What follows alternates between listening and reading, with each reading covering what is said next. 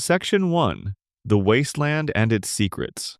There is something about the Fallout universe that gets under your skin in a way most games never quite manage. You load in, the screen fades from black, and suddenly you are standing in a world that feels simultaneously foreign and deeply familiar. A version of America that never quite happened, frozen in an amber of 1950s, optimism, and then shattered by nuclear fire. The sky is the color of dirty brass. Dust drifts through the air like fine snow. And somewhere out there, buried in the ruins of a gas station or stuffed into the pocket of a skeleton that died sitting at a desk reading a newspaper, there is a joke, a reference. A little wink from the developers who spent years building this world and couldn't resist leaving their fingerprints all over it. That is what we are here for tonight. 175 of them. The Fallout series stretches back to 1997, way back when Interplay Productions and a development studio called Black Isle sat down and asked a genuinely interesting question. What if the Cold War never ended? And what if it went as badly as anyone ever feared? The original game dropped players into a sun-scorched California wasteland, handed them a Pip-Boy and some bottle caps, and said, "Figure it out." It was bleak, funny, deeply weird, and saturated with references to science fiction films, pulp novels, and mid-century Americana. The DNA was there from the very beginning. By the time Bethesda Game Studios picked up the torch in 2008 with Fallout 3, the series had already built a reputation for cramming jokes and nods into the walls of its crumbling buildings, into dialogue trees, into the names of weapons and perks. Bethesda didn't just maintain that tradition, they expanded it. Fallout 3, Fallout New Vegas, under Obsidian Entertainment, Fallout 4, Fallout 76, each of them brought new layers of hidden content, each one a little more ambitious than the last. And it is not just sheer volume that makes the Fallout Easter eggs special. It is the way they fit into the world. A skeleton posed to recreate a famous film scene. A song playing on the in-game radio that takes on a completely different meaning given the apocalyptic context. A terminal entry buried 3 menus deep on a computer in a ruined building that nobody will ever find unless they are specifically looking. And when you do find it, it makes you laugh out loud alone in your room at 2 in the morning. These are the details we are going to settle into tonight. 2 hours of the Fallout universe's best-kept secrets, its most obscure references, its most lovingly crafted little moments. There is no rush here. We have all the time in the world. Think of the wasteland spread out beneath you like a hand-drawn map, the ash and the cracked highways, the little towns that scrape themselves together from the ruins, the vaults beneath the earth, sealed behind enormous circular doors, each one a self-contained experiment in human endurance. Out there somewhere, in the brown haze of the horizon, there is a settlement with a skeleton in a lawn chair wearing sunglasses and holding a glass of what used to be lemonade. There is a crashed alien spacecraft with a trail of green blood leading into a cave. There is a bar built to look exactly like a famous television sitcom, complete with the right memorabilia on the walls. Let's start walking. Easter egg 1. The Vault 77 jumpsuit. Fallout 3 is lousy with tiny details you can walk right past without ever registering, and one of the most obscure lives inside Paradise Falls, the slaver camp in the capital wasteland. Tucked away on a shelf is a Vault 77 jumpsuit, a plain piece of clothing with a number that has no corresponding vault anywhere in the game. No door, no location, no quest, just the number. The reason it exists at all is that Vault 77 appeared in a webcomic called Penny Arcade, written and drawn by the duo Jerry Holkins and Mike Krahulik. In 2003, they published a strip in which a lone man is sealed inside a vault with nothing but a crate of puppets, and the strips that followed detailed his increasingly strange relationship with those puppets as he descended slowly into madness. It became something of a cult piece within the early gaming internet. When Bethesda was filling Fallout 3's world with background detail, someone on the team was clearly a fan, and they tucked that jumpsuit in there like a little gift for anyone who would recognize it. The Vault 77 man eventually escapes his vault and makes it to the surface. He ends up in Paradise Falls, which is why the jumpsuit is there. The whole thing is only visible if you dig into the Penny Arcade comics to understand the reference, and most players walk right past it without a second glance. But for anyone who spent time on gaming forums in the mid-2000s, finding that number on a jumpsuit inside a slaver camp is a moment that stops you cold. Easter egg 2, the Interplay Monument in Chevy Chase. When Bethesda was developing Fallout 3, they were working in the shadow of the franchise's origins. Fallout was not born at Bethesda, it came from Interplay Productions, the publisher that released the original game in 1997 and its sequel in 1998. Black Isle Studios, the development team that made those first two games, was itself a division of Interplay before the company collapsed in the early 2000s. Bethesda's relationship with that history is complicated, but Fallout 3 contains at least one clear active tribute. In the Chevy Chase area of the capital wasteland, there is a structure that closely resembles Interplay's official corporate logo, a globe with a small rocket orbiting it. It is sitting there in the ruins, unmistakable to anyone who knew what Interplay's branding looked like. There is no marker, no in-game explanation. It is just there, a monument to the company that started everything, placed in the rubble of a world where everything is a monument to something that no longer exists. It is a quietly generous gesture. Bethesda did not have to put it there, but someone did, and it has been sitting in that location since 2008 for anyone who knows where to look. Easter egg 3, the Black Isle Studio nod in Point Lookout. That same spirit of tribute extends into the Point Lookout DLC for Fallout 3, though it is encoded rather than displayed outright. Some of the loading screens in Point Lookout mention a company called Isla Negra Holdings. It sounds like a generic fictional corporation, but translate Isla Negra from Spanish into English, and you get Black Isle, the studio behind the original Fallout games. Black Isle Studios ceased to exist in 2003 when Interplay's financial situation became untenable.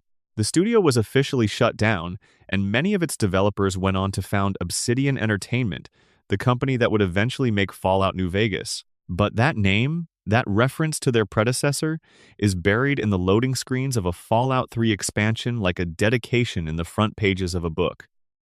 Easter egg 4, the Rocket Souvenir in Galaxy News Radio. Three Dog, the host of Galaxy News Radio in Fallout 3, is one of the most beloved NPCs in the entire franchise. His voice fills the capital wasteland as you explore, playing pre-war music and giving you his version of the news. He is dramatic, idealistic, and genuinely funny. But there is something in the Galaxy News Radio building that most players overlook entirely. Sitting on a shelf near Three Dog's broadcasting setup is a small rocket souvenir, the kind of kitschy thing you would buy at a highway tourist shop in the 1950s. It is not labeled, has no function, and is easy to miss. What it represents, though, is the retrofuturism at the heart of Fallout's entire aesthetic. The way that universe fell in love with the promise of space and rockets and the atomic future, and then got exactly that future in the worst possible way. The rocket sits there as a quiet symbol of everything the pre-war world believed in, a little tchotchke that survived the end of the world. Easter egg 5 Protectrons and Robbie the Robot. The Art of Fallout 3 is a behind-the-scenes book that reveals some of the design decisions behind the game's visual language, and one entry is particularly charming. According to that book, lead designer Emile Pagliarulo had a standing input for every robot design meeting. Make it more like Robbie the Robot. Robbie the Robot is the iconic 1956 science fiction character from the film Forbidden Planet, the transparent dome head, the mechanical barrel body, the gentle menace. He became shorthand for the 1950s imagination of what a robot should look like. The Protectron, the squat, upright service robot you encounter constantly throughout the capital wasteland, went through multiple design iterations before the team landed on something the art book describes as having the vintage character of Robbie and capturing the quintessential 1950s robot character more than any other. Every time you encounter a Protectron guarding a supermarket or stumbling around a factory, you are essentially looking at Robbie the Robot after 2 centuries of neglect. It's a design decision buried in a making-of book, but it explains so much about why those robots feel like they belong in the world. Easter egg 6, the Wendy the Welder haircut. Among the options for female character creation in Fallout 3 is a hairstyle called Wendy the Welder. The name is a direct reference to Rosie the Riveter, the cultural icon who appeared on a World War II propaganda poster encouraging women to work in munitions factories while men were serving overseas. Rosie became one of the most recognized images in American history, the flexed bicep, the red polka dot bandana, the expression of fierce competence. Fallout's version of her is built into a character creation screen, quietly acknowledging that in the retro-futurist 1950s America of the game's lore, women were still working in factories right up until the bombs fell. There is something almost melancholy about the nod when you consider it in context. Rosie the Riveter was a symbol of wartime necessity. In Fallout 3's world, the war never really ended. Easter Egg 7, nobody can eat 50 eggs. In a corner of the wasteland, an NPC named Rory McLaren has a line of dialogue that stops dead in its tracks if you have seen the right movie. He says, "Nobody can eat 50 eggs. This is a word-for-word line from Cool Hand Luke, the 1967 Paul Newman film, in which the title character bets his fellow prisoners that he can eat 50 hard-boiled eggs in an hour. He does it. It becomes one of the most memorable scenes in the film. The line in Fallout 3 is completely out of context. Rory just says it, apropos of nothing particularly relevant, as if the ghost of Cool Hand Luke is haunting this ruined corner of the capital wasteland. It is the kind of Easter egg that only works if you know exactly where it comes from. Easter Egg 8 Apocalypse, now in the morning. The Mr. Gutsy robot is one of Fallout 3's most entertaining recurring characters, a floating military robot that barks combat lines and drips with aggressive patriotism. But one of its combat phrases is a direct lift from one of cinema's most iconic moments. When a Mr. Gutsy enters combat, it may announce, "There is nothing I like better than the smell of plasma in the morning." This is a reworked version of the line, "I love the smell of napalm in the morning," from Francis Ford Coppola's Apocalypse Now, delivered by Robert Duvall's Lieutenant Colonel Kilgore during a beach assault. The original line is one of the most quoted in film history. In Fallout's version, the napalm becomes plasma, which both suits the robot's weapon loadout and subtly comments on the way the game's world took the Vietnam-era military aesthetic and projected it forward into a nuclear future that never backed down. Drop a comment below with where in the world you are watching from and what time it is. And if you want more of this kind of slow, detailed content, hitting subscribe costs you nothing and helps a lot. Easter Egg 9, the Star Wars Death in the Mothership Zeta DLC. The Mothership Zeta DLC takes Fallout 3's Vault Dweller into space, captured by aliens with enormous eyes and very little patience. It is the most science fiction adjacent content in the entire game, and appropriately, it contains one of the game's most clear-eyed movie references. During the Among the Stars quest, in the waste disposal section of the alien ship, a character named Sally can be found. Sally says, in a perfectly delivered deadpan, "What an incredible smell you've discovered." This is a direct quote, nearly word for word, from Star Wars: A New Hope, delivered by Harrison Ford's Han Solo when Princess Leia leads him and Luke into the Death Star's garbage compactor. The original line drips with sarcasm. Sally's version, delivered in an alien ship's waste disposal unit, achieves exactly the same effect. It is one of those Easter eggs where the context doing the heavy lifting makes it funnier than the reference itself. You are standing in alien garbage. Someone points that out. History rhymes. Easter Egg 9, Sally and the Garbage Compactor. See above. Easter Egg 10, the Giant Ants and the 1950s B-movie, Them. Fallout 3 has a side quest called Those. The exclamation mark is part of the title, in which you help a child named Brian Wilkes, whose town of Greyditch has been overrun by fire-breathing giant ants. The whole quest is a direct reference to the 1954 science fiction film Them, which was about giant ants created by nuclear radiation in the New Mexico desert. The film is one of the classic nuclear monster pictures of the era, the kind of movie that found enormous audiences in the 1950s by channeling anxieties about atomic testing into creature features. Fallout's world is soaked in those anxieties made literal. The bombs actually did fall, the radiation really did do terrible things, the monsters really are everywhere. Putting a quest that directly references them into Fallout 3 is both a tribute to the film and a kind of dark punchline. Yes, the giant ants are here. It is not a metaphor anymore. Brian Wilkes, the child at the center of the quest, even delivers a line while hiding in a Pulaski preservation shelter that lands differently once you catch the reference. He says, "Now I know what a TV dinner feels like." That line comes directly from the film's dialogue. Section 2, Fallout 3, goes deeper. We are staying in the capital wasteland a little longer, because Fallout 3 is genuinely inexhaustible if you are patient with it. The game released in 2008 and people are still finding things. Part of that is due to the sheer density of the environment. Bethesda filled those ruined buildings with notes, terminals, and environmental storytelling, with a devotion that bordered on obsessive. Part of it is the modding community's willingness to dig through game files, and part of it is that the team clearly had fun. Easter Egg 11, the no-clip balcony above Megaton. Megaton is the first real settlement most players encounter in Fallout 3, a ramshackle town built around an undetonated nuclear bomb, protected by scrap metal walls, and a surprisingly competent sheriff named Lucas Sims. It becomes home base for many players, and it contains a secret room that you can only reach by passing through walls. On the PC version of the game, opening the console and typing TCL disables collision, the game's physics stops treating walls as solid and lets you fly through them. If you do this near the outer wall of Megaton and navigate to a specific point, you find a small balcony.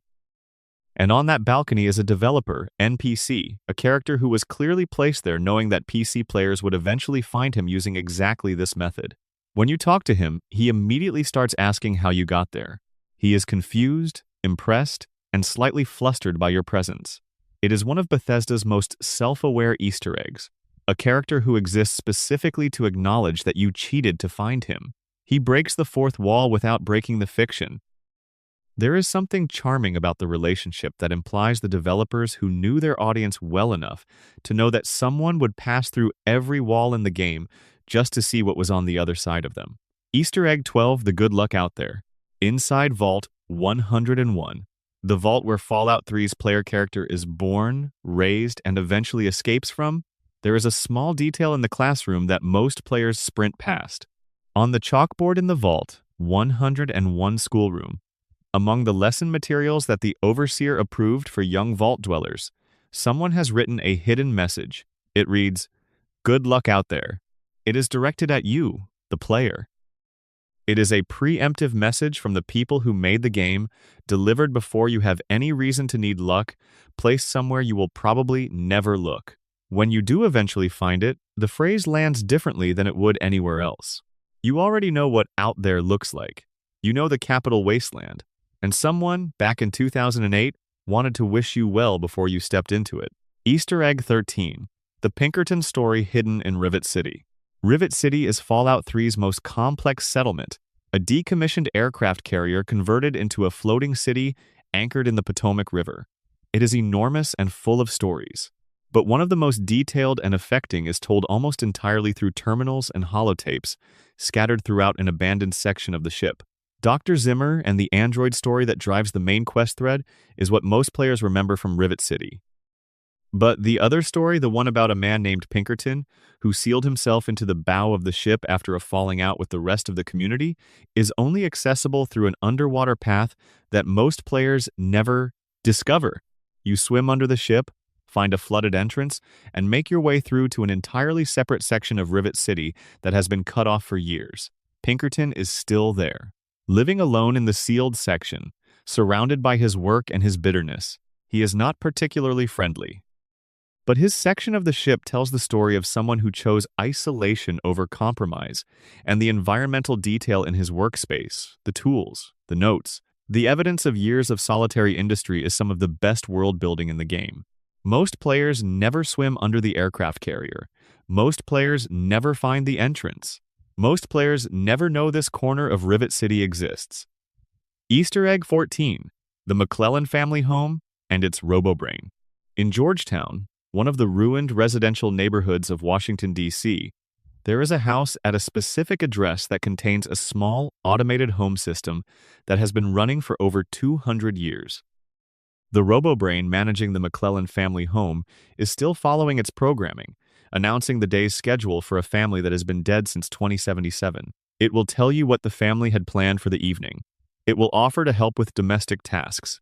It has been maintaining those routines, alone and unobserved, for 2 centuries. There is no quest associated with this, no reward, no marker on the map pointing you toward it. It is simply there, in a house in Georgetown, waiting patiently for someone to come home. Easter Egg 15, The Pulowski Preservation Shelters.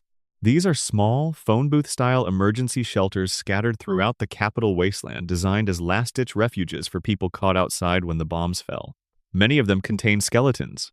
A few of them contain skeletons with the shelter's door still locked from the inside, the electronic lock still engaged, suggesting that whoever crawled inside managed to seal themselves in but never found a way to get the door open again from their side.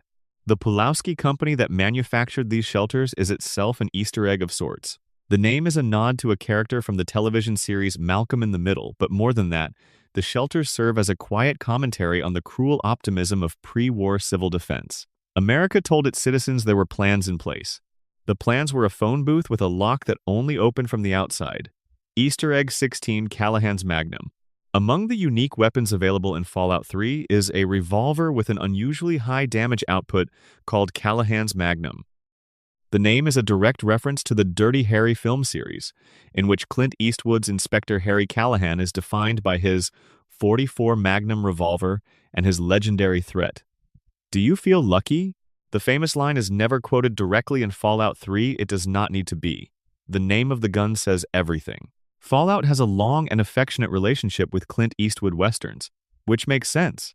The post-apocalyptic wasteland has always been conceptually adjacent to the frontier western. A lone gunman in a broken landscape, operating by their own moral code because there is nobody left to enforce anyone else's. The wasteland is a western that forgot to stop. Easter egg 17, the Springvale School and the Raiders' sad history. The Springvale School, sitting just east of Megaton, looks like any other ruined building from the outside. Inside, it is occupied by raiders who will attack on sight.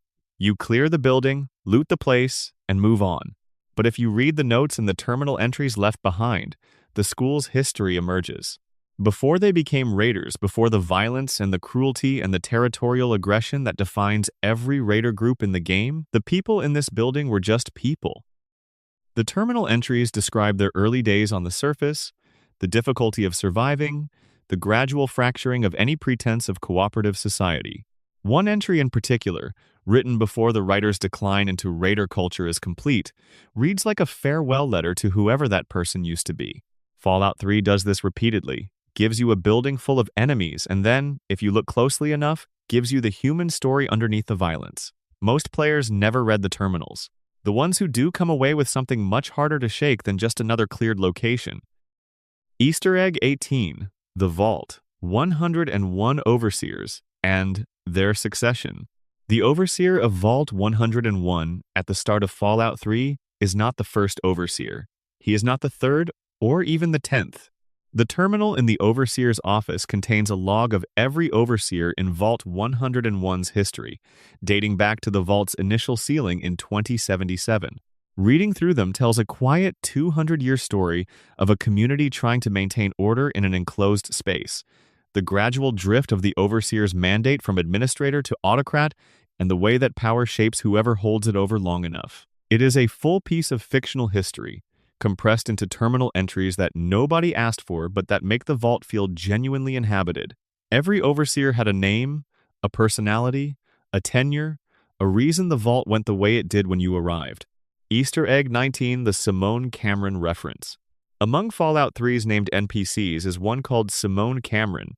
The name is a near homophone of Simon Cameron, Abraham Lincoln's first Secretary of War, appointed in 1861, who served until 1862 before being removed due to corruption and administrative incompetence. Simon Cameron is one of the more obscure figures of the Lincoln administration, which makes the reference fairly deep cut.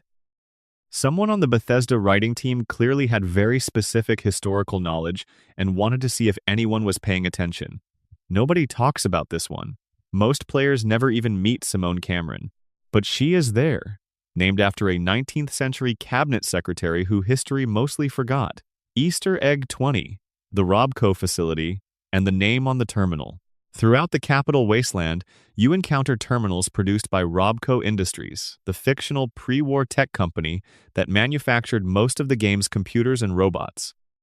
Robco's branding is everywhere. The green screen terminals with their distinctive font, the robot chassis, the general aesthetic of a company that cornered the market on both consumer computing and military hardware before the bombs fell. What most players do not know is that Robco is also referenced in Fallout New Vegas as the parent company of some of the game's most important technology, and is retroactively connected to Mr. House, the eccentric billionaire who runs New Vegas from inside his casino tower. House founded Robco. The terminals you used in the ruins of Washington, D.C. are, in a sense, his, a detail that only lands if you play both games and do enough reading. Easter Egg 21, the Arefu Village and the Family Quest. In a small settlement called Arefu, balanced on a ruined highway overpass north of Megaton, a family has been attacked, and a man named Evan King needs your help. The quest that unfolds Blood Ties leads you to a group calling themselves the Family, who live in an underground base and have developed a belief system around consuming blood instead of food. The whole thing is a vampire story. The family has all the trappings: the underground lair, the hierarchies, the mystique, the leader who talks about his people as though they are misunderstood nobility. The Fallout universe, which runs on the bones of science fiction and B-movies, could not resist getting a vampire story in there. The family are never called vampires in the text, but the design is unmistakable. Easter Egg 22, the Dunwich building in Fallout 3, long before Fallout 4 built an entire DLC location around H.P. Lovecraft's fiction, Fallout 3 planted the seed. In the southern part of the map sits the Dunwich building, named for Lovecraft's short story, The Dunwich Horror. The building is deeply unsettling from the moment you enter it. The enemies are feral ghouls, which is not unusual, but the atmosphere is wrong in a way that is difficult to articulate. The lighting, the layout, the sounds. At the bottom of the building, in a dark basement room, is a ritual altar with candles and an obelisk. Approaching the obelisk triggers a vision, a brief, fragmented cutscene that seems to show pre-war Dunwich residents engaged in something dark. What exactly happened in that building is never fully explained. The game gives you enough to feel disturbed and then leaves the rest to your imagination. This location established Fallout 3's willingness to flirt with genuine horror rather than just post-apocalyptic threat. It is one of the most atmospheric locations in the game, and it would be picked up and expanded significantly when Fallout 4 came along. Easter Egg 23, the crash site in the capital wasteland. Just northeast of Rivet City, a small meteor or something has left a crater in the wasteland.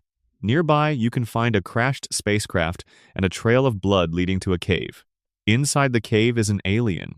It is small, gray, spindly, and immediately hostile. Fallout 3 handled alien contact entirely through this one location, making the encounter optional and easy to miss. The alien carries a unique weapon, the Alien Blaster, which is one of the most powerful energy weapons in the game. But the encounter also functions as a callback to the broader science fiction tradition that has always been part of Fallout's DNA. The game exists in a world where pulp sci-fi aesthetics became real, and aliens are somewhere out there in the sky. The Mothership Zeta DLC later expanded this single encounter into an entire storyline. But this original crashed ship, sitting quietly in the northeast wasteland with its trail of green blood, is where that story began. Section 3. Fallout New Vegas and the Wild Wasteland. There is a widely held view among longtime players of the series that Fallout New Vegas represents something close to a peak. It was developed by Obsidian Entertainment, staffed heavily by former Black Isle employees, the people who made the original Fallout games, and given a notoriously tight 18-month development window to build something on top of Bethesda's engine. What came out was a game with more character depth, more morally complex writing, and arguably more personality than any other entry in the franchise. It also has an extraordinary density of Easter eggs. Obsidian, working quickly and drawing on years of expertise in exactly this kind of game, did not skimp on the hidden details. New Vegas rewards patient, curious players with a generosity that borders on extravagant. And at the center of all of it, a single character creation choice, the Wild Wasteland trait. Easter Egg 24. The Wild Wasteland trait. When you create your character in Fallout New Vegas, you are offered a trait called Wild Wasteland. The description says it unleashes the most bizarre and silly elements of post-apocalyptic Americana. In mechanical terms, taking the trait modifies certain encounters throughout the game. Aliens replace an arms merchant in the northern desert. A group of elderly muggers replaces a gang of ordinary criminals. The holy hand grenades appear in a church basement, and more. Choosing not to take the trait gives you different, but generally more practical rewards in these same locations. Wild Wasteland is, in essence, an opt-in Easter egg system. Obsidian built the entire mechanism to let players who wanted a slightly absurd, referential experience unlock it deliberately, while players who wanted a grittier, more serious game could bypass the sillier content. It is remarkably elegant design. The Easter eggs are their own mechanic, their own layer of the game, accessible but optional. Easter Egg 25, the Indiana Jones refrigerator. Near Good Springs, the starting town of New Vegas, there is a refrigerator sitting in the open desert. If you have the Wild Wasteland trait active, you find a skeleton inside it wearing a very distinctive hat, a fedora. With the particular shape and proportions of Indiana Jones's famous archaeologist hat, this is a reference to a specific and much criticized scene from Indiana Jones and the Kingdom of the Crystal Skull, 2008, in which Indiana Jones survives a nuclear blast by climbing inside a lead-lined refrigerator. The scene became famous for being widely regarded as absurd, and the phrase "nuke the fridge" entered internet culture as a counterpart to "jump the shark," a shorthand for a fictional moment where a series lost its credibility. Fallout New Vegas's version of the joke is contained in its brevity. The skeleton, the hat, the refrigerator in the desert. The math is obvious. And unlike the film, the outcome is honest. There is no surviving a nuclear blast in a refrigerator. Easter Egg 26. The Holy Frag Grenades. In the basement of a church at Camp Searchlight, with Wild Wasteland active, you find 3 grenades sitting on a shelf. They are labeled Holy Frag Grenades. This is a reference to the Holy Hand Grenade of Antioch from Monty Python and the Holy Grail, 1975. The legendary comedy film's equally legendary bit in which King Arthur and his knights are instructed at great length on the spiritual procedure for deploying a grenade against a killer rabbit. The Holy Frag Grenades in New Vegas actually function as the highest damage explosive available to the player. They are extremely powerful, and there are exactly 3 of them in the world. Just as the Holy Hand Grenade's instructions specify pulling the pin after counting to 3, not 2, not 4, the game gives you exactly 3 to find, no more. The canonical number is respected. If you do not have Wild Wasteland active, the church basement instead contains 2 mini nukes, which are still useful but significantly less funny. Easter Egg 27 Mods Muggers. Upon leaving the Cerulean Robotics building in Freeside with Wild Wasteland enabled, you are immediately ambushed. But not by the kind of ambush you might expect. The attackers are 3 elderly women with leather armor and makeshift weapons, who announce themselves and attack. They are named Mods Muggers. This is a reference to a Monty Python's Flying Circus sketch called Hell's Grannies, in which a gang of elderly women terrorize London with increasingly absurd acts of aggression against society's expectations of old age. The sketch is a commentary on moral panic about youth crime, inverted for comic effect. In New Vegas's version, you are simply attacked by old women. There is no further explanation. The game does not apologize. Easter Egg 28, Romanus Ant Domus. At Cottonwood Cove, a Caesar's Legion camp near the Colorado River, graffiti on one of the buildings reads, Romanes Ant Domus. For most players, this just looks like Latin appropriate for a faction that has modeled itself on the Roman Empire. But the phrase is grammatically mangled in a very specific way, and anyone who has seen Monty Python's Life of Brian 1979 will recognize it immediately. In the film's most celebrated scene, Brian tries to write Romans Go Home on the palace walls as an act of rebellion. A Roman centurion catches him and, rather than arresting him, spends the night correcting Brian's Latin, forcing him to write the grammatically correct version 100 times by morning. Romanes Int Domus is Brian's original, grammatically incorrect attempt. The reference works on multiple levels in New Vegas. The Legion presents itself as the heir to Roman tradition and discipline, and yet the graffiti on their walls is the grammatically wrong version from a comedy film. Someone, a New Vegas writer, thought that was exactly the right note to strike. Easter Egg 29 Owen and Beru's Homestead. In Nipton, after you have dealt with the horror of what Caesar's Legion has done to the town, you can explore the surrounding area. Near the outskirts, by the burned ruins of some houses, you find 2 skeletons. One is male, one is female. They are lying in the ruins of a home that has been destroyed by fire. They are named Owen and Beru.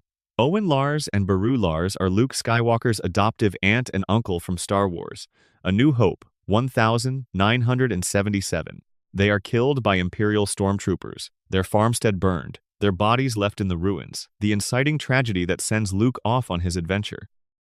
The imagery is iconic, the twin sons of Tatooine setting behind a young man standing in front of a burning homestead. Nipton in New Vegas is its own kind of tragedy. The Legion came through and demonstrated their cruelty with theatrical thoroughness. Finding Owen and Beru in the ashes, their names quietly identifying them, is a moment of unexpected gentleness in a very dark section of the game. Easter Egg 30, the Deathclaw named Stripe. In the Old World Blues DLC, a science-heavy expansion set in Big MT, a pre-war research facility populated by autonomous brains and half-mad scientists, there is a doghouse in a suburban neighborhood. The doghouse formerly belonged to a cybernetic dog named Gabe, as several notes in the area will tell you. But Gabe is gone. In his doghouse now lives a small Deathclaw. The Deathclaw is named Stripe. Stripe is the name of the lead gremlin in the 1984 film Gremlins, the smart, mean, white-haired leader of the chaos. The reference captures something perfectly. A creature that looks like it should be small and contained, but is in fact more dangerous than it appears, living in a space that implies domesticity while radiating something entirely otherwise. Stripe will chase you off the property if you get too close, but will retreat back to the doghouse rather than pursue you into the street. He is territorial and vicious, but in his own gremlin way, house-proud. Easter Egg 31, Stay Classy, New Vegas.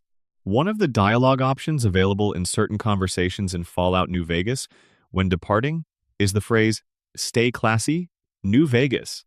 This is a direct reference to the 2004 comedy film Anchorman, The Legend of Ron Burgundy, in which Will Ferrell's pompous news anchor Ron Burgundy signs off his broadcast with, "Stay classy, San Diego." The line became one of the film's most quoted. New Vegas substituting the city name is the simplest possible form of the reference. You do not need to do anything to earn it. No trait required. It is just there as a dialogue option for anyone who wants to use it. Given that New Vegas is, as the name implies, built on the ruins of Las Vegas, a city of performance and spectacle, and people doing impressions of themselves, the Anchorman reference feels strangely appropriate. Easter Egg 32, Game Over, Man with Wild Wasteland. If you have Wild Wasteland active and your NCR emergency radio triggers, one of the possible messages it broadcasts is, "Game over, man, game over." This is a line from Aliens 1986, the second film in the Alien franchise delivered by Private Hudson, Bill Paxton, when the Marines realize they are thoroughly outmatched inside the alien hive. Hudson's increasingly panicked descent from cocky soldier to terrified wreck became one of the film's most memorable character arcs.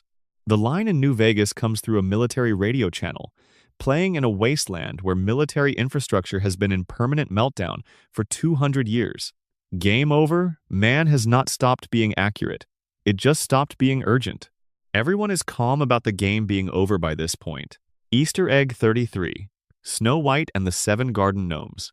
In the Old World Blues DLC, near a construction site with Wild Wasteland active, you find 7 garden gnomes arranged in a scene. They are posed with pickaxes, as though mining. They are standing around a small grave. The formation is Snow White and the 7 dwarfs, specifically the moment when the dwarfs are digging at their mine. Fallout's version inverts the cheerfulness of the original. There is no Snow White, no singing, no woodland creatures, just gnomes, arranged with eerie precision around a grave, pickaxes in hand. The reference is recognizable, but the context is wrong enough to be unsettling. Which is, broadly speaking, exactly how Fallout handles most of its pop culture nods. Easter Egg 34 TES, 04 on the power poles in Freeside. In the Freeside district of New Vegas, if you pay close attention to the utility poles as you walk the streets, you notice small plaques attached to them. The plaques read, TES 04. This is Bethesda's internal designation for The Elder Scrolls 4, Oblivion TES for The Elder Scrolls, 04 for the 4th game in the series. The plaques are small and easily overlooked, and they reference a game that exists in a completely different fictional universe from Fallout. This is Bethesda's development fingerprints remaining visible in a game they did not make. Obsidian built New Vegas on Bethesda's engine, and somewhere in the depths of that engine's assets was this tiny reference to Oblivion. Rather than scrubbing it, Obsidian left it. It is now a Fallout Easter egg that is technically also a Bethesda Easter egg inside an Obsidian game. The layers of attribution are delightful. Easter egg 35. The Six-String Samurai Achievement. The achievement for killing 1,000 enemies with melee weapons in Fallout New Vegas is called New Vegas Samurai. The icon for this achievement shows a figure with a guitar, stubble, and glasses. This is a direct reference to the 1998 cult film Six-String Samurai, in which a post-apocalyptic wanderer named Buddy, clearly modeled on Buddy Holly, travels through a wasteland to find the Kingdom of Las Vegas, fighting off various dangers with a combination of his guitar and his sword. The film is so obscure that most players who received this achievement never understood why the icon looked the way it did. But for the fans who recognized it, the reference placed Fallout New Vegas in direct conversation with a low-budget film that imagined essentially the same world 15 years earlier. Easter egg 36. The cryptographic passwords at the Helios 1 solar array. The Helios 1 quest involves reactivating a massive pre-war solar energy plant, and part of that process involves accessing locked control terminals. The passwords to the eastern and western reflector control terminals are encoded in hexadecimal, a number system where letters have numerical values. If you take the time to decode them, the eastern password reads, "Too many secrets," and the western password reads, "My voice is my passport." Both of these are notable passphrases from the 1992 thriller film Sneakers, starring Robert Redford and a cast of remarkable character actors. Sneakers is a hacker espionage film that has accumulated a devoted following over the decades, particularly in technical communities. The film's central MacGuffin is a code-breaking device that can decrypt any encryption. Finding its passphrases buried in a hexadecimal puzzle inside a solar energy facility in the Mojave Desert is an extraordinary level of devotion to obscure reference. Easter egg 37. The Goodsprings Graveyard Loot. The graveyard in Goodsprings at the very start of the game is passed by almost every player almost immediately. There are 3 graves there that look entirely ordinary. But if you come back with a shovel, which you need to find separately, and dig up the middle grave, there is actual loot buried inside. Not extraordinary loot, but useful loot for a new player at the start of the game. Most players never think to dig up a grave in an early town. The graveyard is atmospheric backdrop, but Obsidian put real content in there for anyone who thought to look. It is the game saying, from the very beginning, investigate everything. Take nothing at face value. The wasteland rewards the curious. Easter egg 38. Daisy Whitman and the crashed vertibird. Near Klamath, deep in the geography of Fallout 2's Northern California setting, there is a crashed vertibird, one of the advanced military aircraft used by the Enclave. In Fallout 2, that crash is just part of the scenery. But Fallout New Vegas retroactively connects it to a named character. In Novak, the dinosaur-themed motel town with a famous giant dino statue, you can meet a woman named Daisy Whitman, a retired pilot living out her old age in the wasteland. If you dig through her dialogue, she eventually reveals that she was the pilot of the vertibird that crashed near Klamath decades earlier. The crash that appears as background detail in one game is a formative, traumatic event in a character's biography in another. And there is another layer. Lily, the Nightkin companion in New Vegas, carries a sword made from a vertibird rotor blade. It is the same crashed vertibird. Lily has been carrying a piece of the plane that Daisy crashed for decades. Neither of them knows it. The Fallout universe is full of these quietly intersecting histories, these connections that only become visible if you pay attention across multiple games. Easter egg 39. The Begin Again lyrics. In Fallout New Vegas, there is a song called Begin Again that plays during certain dialogue moments. The lyrics were written by Chris Avallone, one of the lead designers and writers on the game and a former Black Isle developer. The song is not credited to him publicly in the game. He is not listed as a songwriter. This is just a detail that surfaced from behind-the-scenes accounts of development. It is the kind of Easter egg that is not visible at all unless someone tells you about it. But knowing that one of the architects of New Vegas's writing also wrote the lyrics to one of its most emotionally resonant songs gives the detail a completeness that feels right. Easter egg 40. The Lily Vertibird Sword. Lily Bowen is a Nightkin, a super mutant who is part of the Master's army in Fallout 1's timeline, and who has lived an extraordinarily long and complicated life. She is also a companion in New Vegas, and she is one of the game's most quietly heartbreaking characters. She was a grandmother before the FEV transformed her, and she has been trying to hold on to fragments of that life ever since. She carries a unique melee weapon, a sword made from a vertibird rotor blade. As noted above, the blade comes from Daisy Whitman's crashed aircraft near Klamath. Lily has been carrying a piece of Daisy's life without either of them knowing. The connection is never pointed out in the game. It is simply true, buried in design documentation and verified by the developers. The wasteland is full of intersections like this, places where lives that never touched each other left marks on the same objects. Section 4. New Vegas's deeper details. We have been in the Mojave for a while now, and it keeps getting richer. Obsidian Entertainment packed this game with an unusual amount of interior life characters with full histories, locations with fully realized backstories, details that reward exactly the kind of slow, attentive exploration you are doing right now.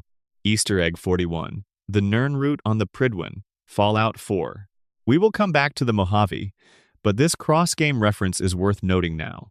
In Fallout 4, aboard the Brotherhood of Steel's airship, the Prydwen, there is a biolab containing various plant specimens. One of them is labeled NRT 1-inch the terminal. It is an unusual-looking plant glowing slightly, growing in a sealed environment, clearly something the researchers find notable.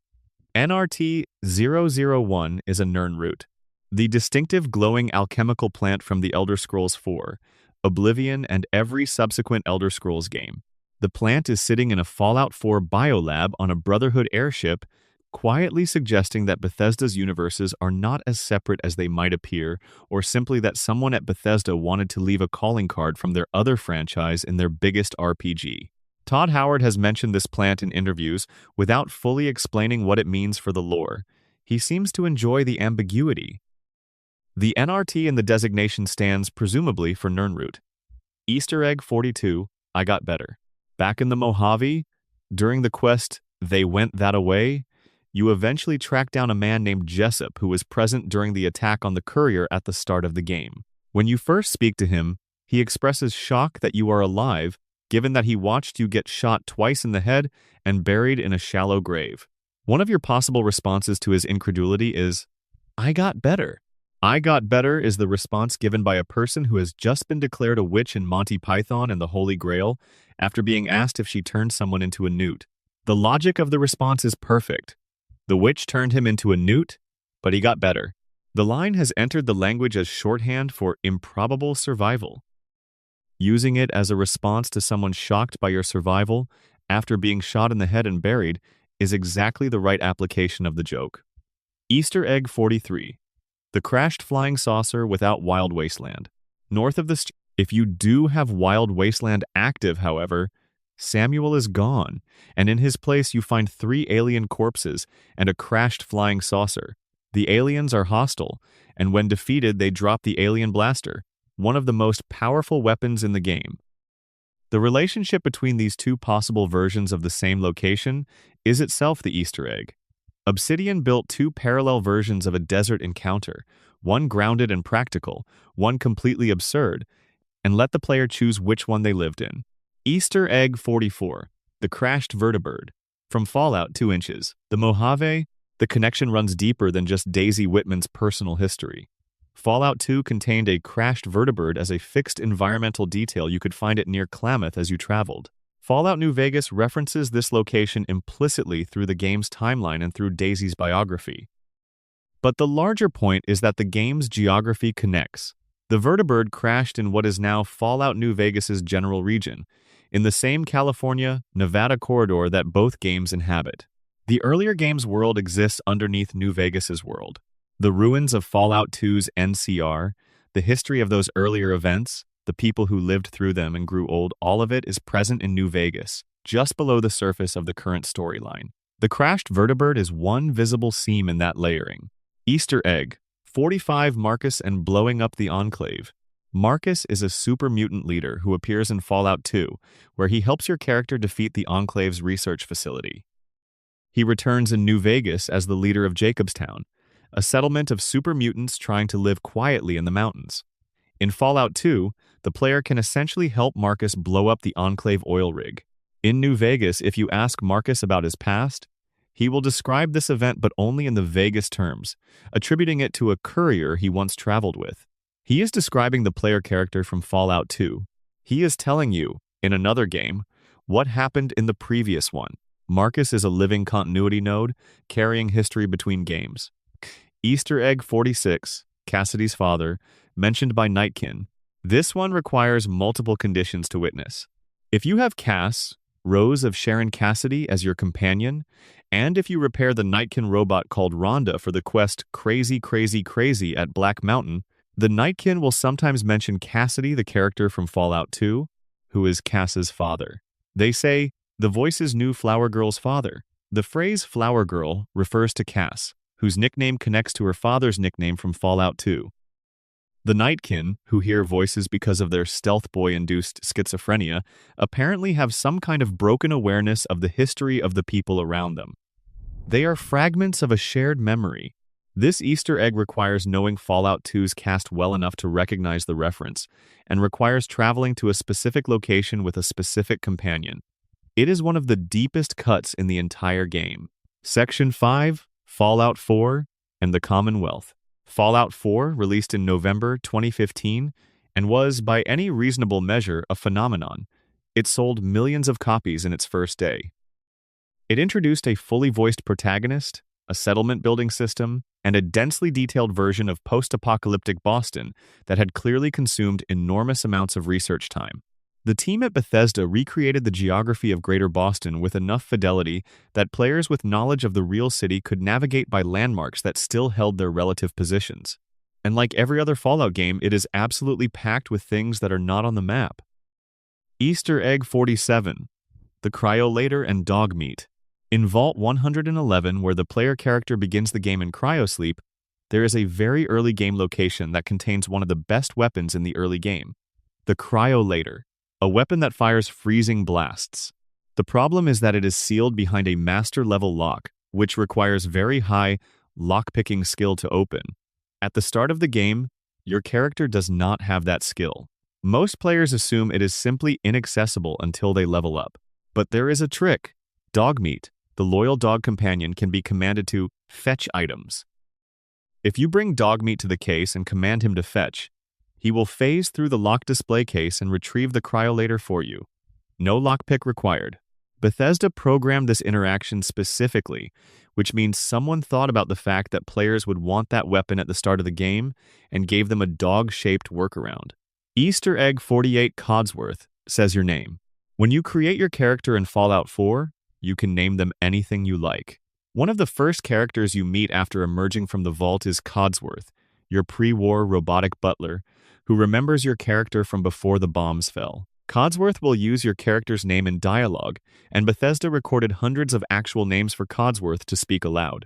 The list includes conventional names, but also Doomguy, Dragonborn, Fallout, Fishlips Malone, Gordon, presumably Freeman since Gordon does not trigger, Gru, Herobrine, Shepard, Skooma, Todd Howard, and a fairly remarkable collection of profanities that we will leave unspecified, but which are absolutely real and absolutely work. The inclusion of profanity suggests that someone at Bethesda put some real thought into this.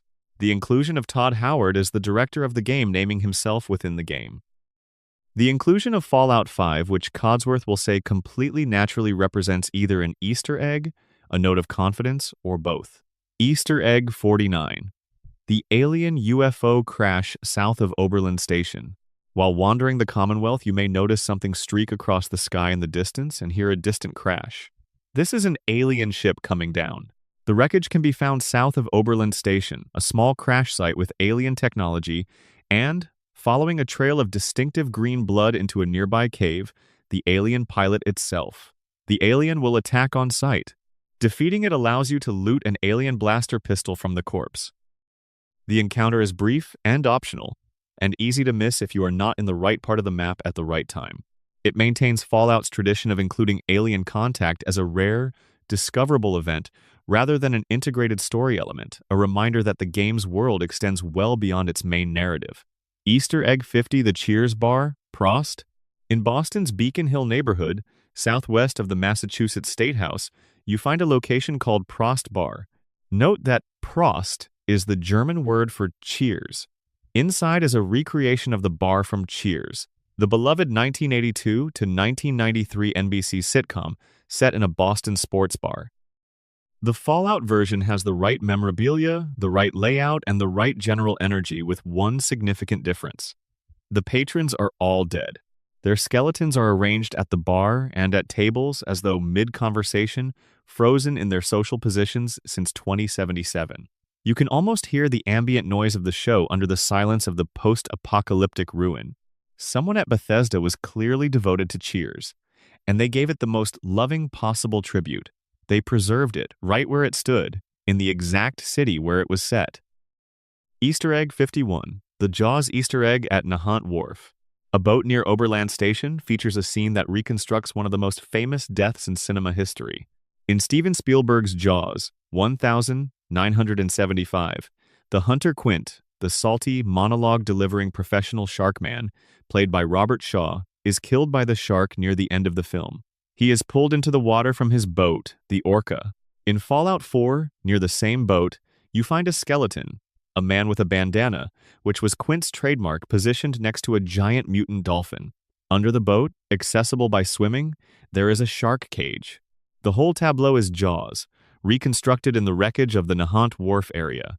The mutant dolphin standing in for the shark is the kind of substitution that only makes sense in a world where radiation has done terrible things to marine life. Easter Egg 52, the alien in Sanctuary Hills. Before the bombs fell, Sanctuary Hills was a quiet suburban neighborhood where your character lived with their family. After the bombs fell, it is rubble and weeds. But hidden in one of the destroyed houses, underneath some debris, you can find a very small alien figurine, the kind of gray alien toy you might find in a novelty shop or a science fiction gift store in the pre-war world. It has no function. It is not listed as a weapon or a crafting component. It is just a tiny figure in the rubble of a house where a family used to live, suggesting that someone in Sanctuary Hills was a fan of science fiction memorabilia, or perhaps believed the aliens were coming, or perhaps just thought the figurine was cute. Easter Egg 53, the Goodwill Hunting Chalkboard. In a building in the ruins of Cambridge, Massachusetts, home to the Brotherhood of Steel's Cambridge Police Station and MIT's post-apocalyptic successor, the Institute, you can find a chalkboard with mathematical equations written on it. The equations are clearly complex and clearly displayed for someone walking past to find. This is a reference to Goodwill Hunting, 1997, the Gus Van Sant film in which a janitor at MIT secretly solves an advanced mathematics problem left on a hallway chalkboard by a professor who assumes no student could solve it. The film is set in Boston and Massachusetts specifically, and the reference places Fallout 4's Cambridge as a spiritual successor to the MIT of the film, a place where genius lurks in unexpected corners. Easter Egg 54, the Titanic at Far Harbor. The Far Harbor DLC takes the sole survivor to a heavily irradiated island off the coast of Maine, and among its many hidden details is one of the most cinematic.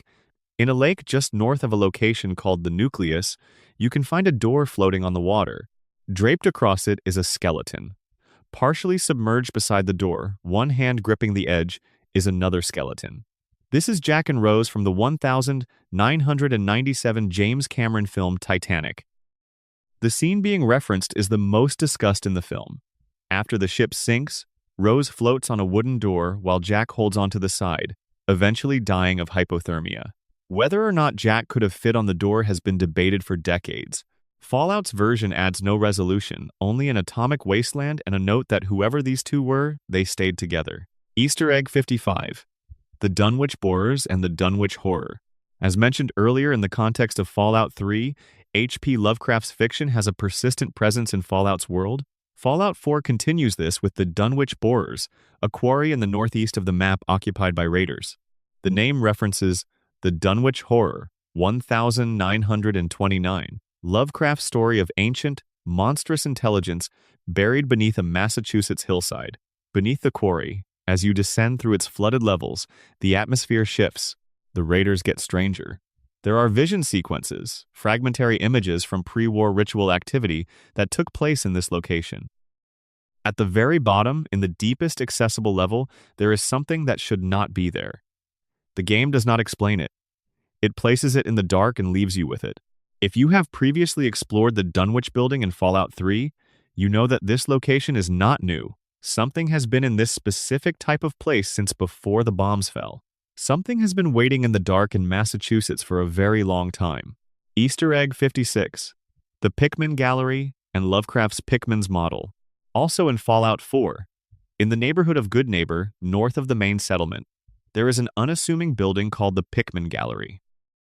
Inside, you find a serial killer named Pikmin, who has been leaving very specific calling cards in the ruins of Boston, elaborate tableau created from raider bodies. Pikmin is named after Richard Upton Pikmin, the protagonist of Lovecraft's short story Pikmin's Model, 1927, who is an artist whose work depicts scenes of monstrous horror in extraordinary detail. In the story, the revelation is that Pikmin's paintings are so convincing because he is painting from life. He knows his subjects personally. Fallout 4's Pikmin has the same dynamic, taken into a different form of art. He is doing what the original Pikmin did, just without the canvas. The gallery is full of his work. Easter Egg 57, Diamond City's Fenway Park details. Diamond City, the main hub settlement of Fallout 4, is built inside the ruins of Fenway Park, the famous home of the Boston Red Sox, one of the oldest baseball stadiums in America. Bethesda detailed this location with unusual care, preserving many of the stadium's distinctive features.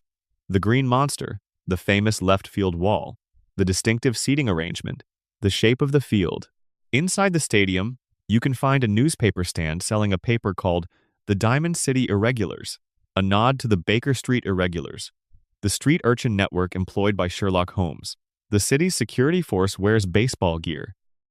The settlement's bar is modeled after a sports bar aesthetic. Fenway Park held 37,000 people before the war.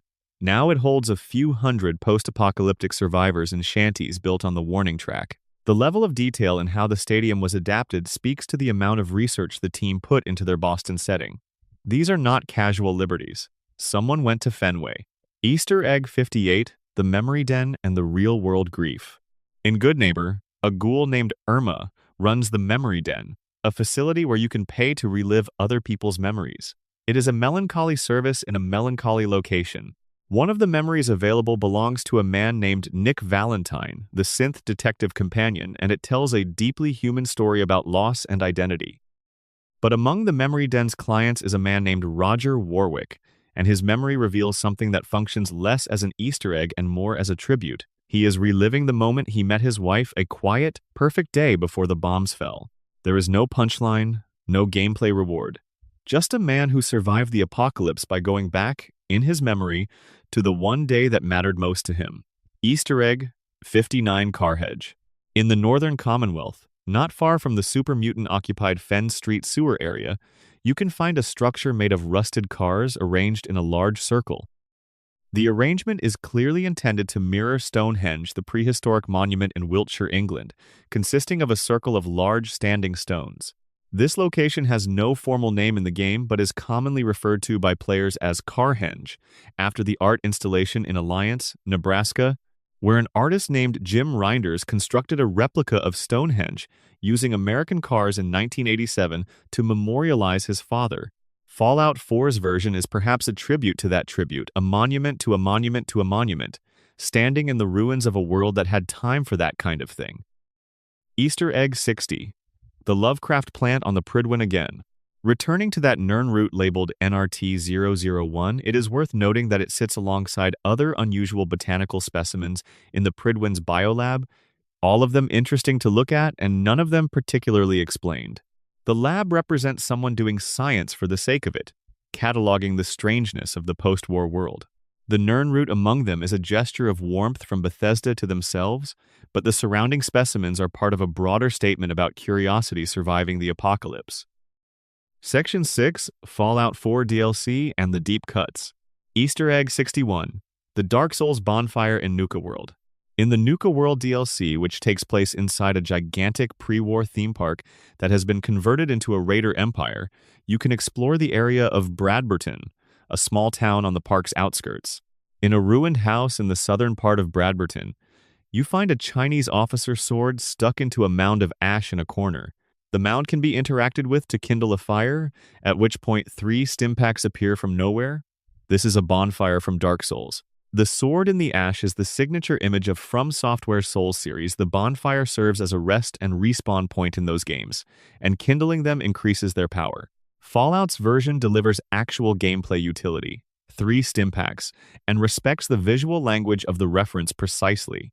The sword can then be picked up, causing another 3 stimpaks to spawn. Someone at Bethesda was playing Dark Souls while making Fallout 4. The evidence is a bonfire in a theme park.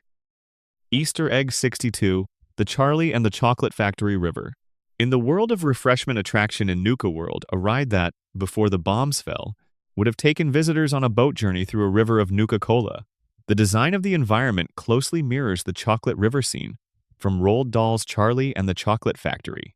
The river, the factory setting, the guided tour ride structure, the sense of being taken through something slightly magical that has gone badly wrong. A terminal in the attraction even encourages guests to drink from the river, the same way visitors to Willy Wonka's factory are invited to taste the chocolate. The post-apocalyptic version of this invitation is less appealing given that the river is now flowing with irradiated Nuka Quantum and populated with Nuka-Lurks mutant creatures who have made their home in the Nuka-Cola. Easter Egg 63, the Psycho shower scene in Kitty Kingdom. The fun house in Kitty Kingdom contains a spinning room with multiple doors leading to different scenes. One of those scenes is unmistakably the shower scene from Alfred Hitchcock's Psycho 1960, the most famous scene in horror film history, in which Janet Leigh's Marion Crane is murdered in a motel shower by The mise-en-scène has been recreated with skeletal remains in appropriate positions, the silhouette of the attacker on the other side of the shower curtain visible if you look for it. Nuka World is, in some ways, the most tonally flexible of Fallout 4's DLCs. It permits a level of black humor that the main game approaches, but rarely commits to fully. The Psycho reference fits within that register, a children's theme park containing, in its haunted funhouse, a recreation of cinema's most influential horror scene. Easter Egg 64. The Carbonite Han Solo in the Disciples' Hideout. On the upper level of the Disciples' Hideout in Nuka Town, if you look down at the floor, you find a small figure embedded in the ground, a man in carbonite. This is Han Solo from The Empire Strikes Back, 1980, frozen in carbonite and delivered to Jabba the Hutt in one of the film's most famous scenes. The figure is tiny, almost impossible to spot unless you are specifically looking at the floor of the Disciples' Tower. Bethesda could have put this anywhere in the game. They put it in the gang that canonically represents the most brutal raider faction, in a position where you have to actively look down to find it. The person who placed this was having fun. Easter Egg 65, the Sloth on the Minecart Coaster.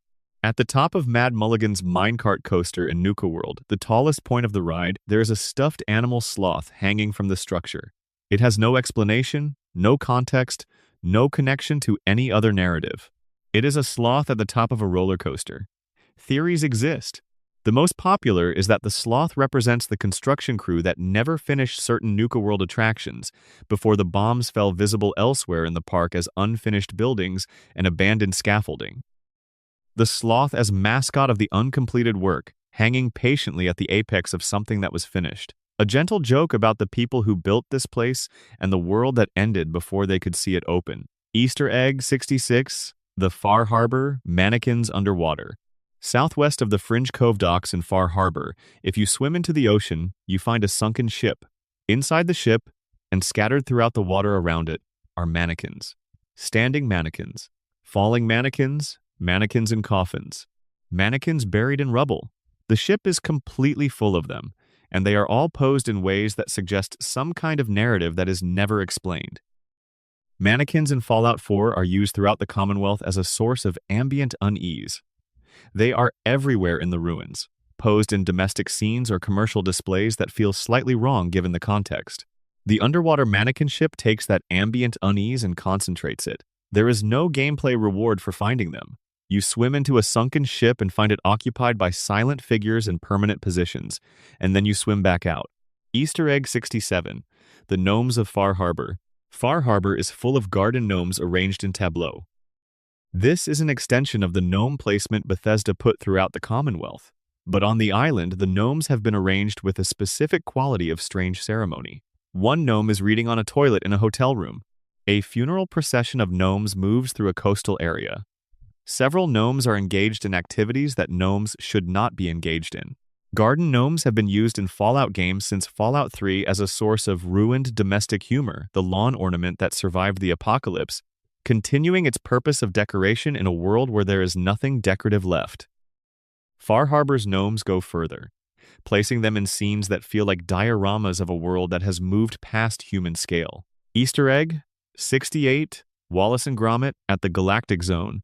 In the Galactic Zone section of Nuka World, if you place the Pack Gang there as your ruling faction, some of their NPC members will occasionally say, "I thought the moon was made of cheese." This line comes from the 1989 Wallace and Gromit short film, A Grand Day Out, in which Wallace constructs a rocket to travel to the moon because he believes it is made of cheese, only to find it is not. The short film is one of the most beloved pieces of British animation ever made. The line in Nuka World lands in the context of a faction of animal-themed raiders occupying a space-themed amusement park, which is its own kind of poetry. The Galactic Zone is all about the promise of space travel, and someone among its new residents was thinking about cheese. Easter egg 69. The Good Guy. Evan NPC.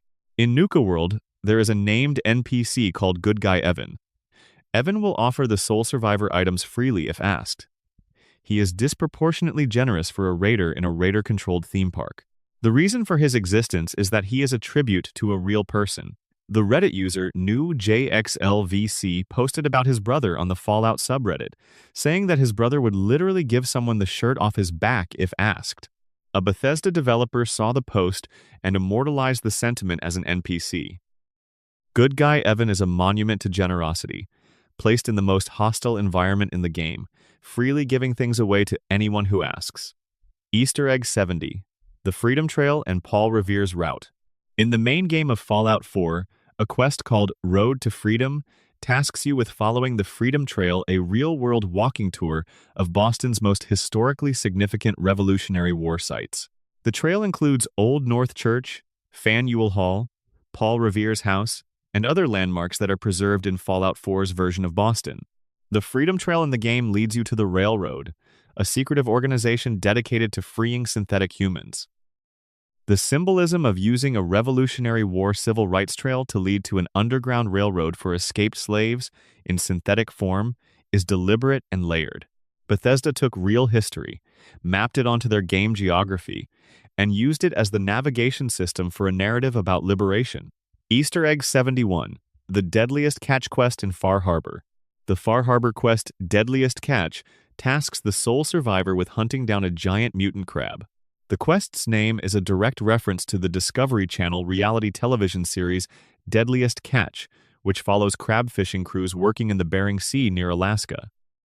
The show has been running since 2005 and is specifically associated with the dangerous, physically demanding work of catching king crab in northern waters. Far Harbor is set off the coast of Maine, which is New England crab fishing territory. The reference is geographically appropriate, thematically appropriate, and delivered with the total seriousness with which Fallout typically handles its pop culture nods. The game does not announce that it is making a joke. It simply names the quest and lets you figure it out. Section 7. Fallout 76 and Appalachia's Hidden World. Fallout 76 had a difficult birth. Released in 2018 inches, a state that satisfied almost no one, it launched to harsh reviews and significant criticism. In the years since, Bethesda has updated it substantially and built a genuinely devoted player community around it. The game is set in West Virginia, Appalachia, 25 years after the bombs fell, making it the earliest post-war time period of any Fallout game. The vaults have just recently opened. The world is still raw, and it is absolutely full of Easter eggs. Bethesda, whatever else might be said about the game's early state, clearly had fun hiding things in Appalachia. Easter egg 72. The Breaking Bad blue crystal. At a location in the Appalachian wasteland associated with chemistry and drug production, you can find a blue crystalline substance in a trailer park setup that is unmistakably a reference to Breaking Bad. The blue product is Walter White's signature methamphetamine, which became iconic as an aesthetic element of the show and a symbol of its themes of pride and transformation. Bethesda's version is a radiation-damaged wasteland. Take on the reference. The trailer park has the right decayed aesthetics. The chemistry equipment is the right kind of wrong, and the blue substance is there. No further explanation is given. You have either seen Breaking Bad or you have not. Easter egg 73. The Skyrim reference at the Appalachian Antique Shop. The Elder Scrolls and Fallout share a parent company and a development team, and Fallout 76 is especially generous with Skyrim references.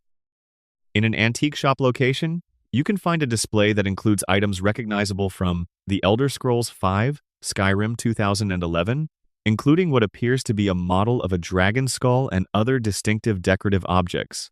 Skyrim's dragons are among the most recognizable enemies in gaming history, and Bethesda's willingness to put Skyrim references in Fallout games, a franchise set in a completely different universe, speaks to the studio's self-awareness and their assumption that a substantial percentage of both games' players overlap. Easter egg 74. All your base are belong to us.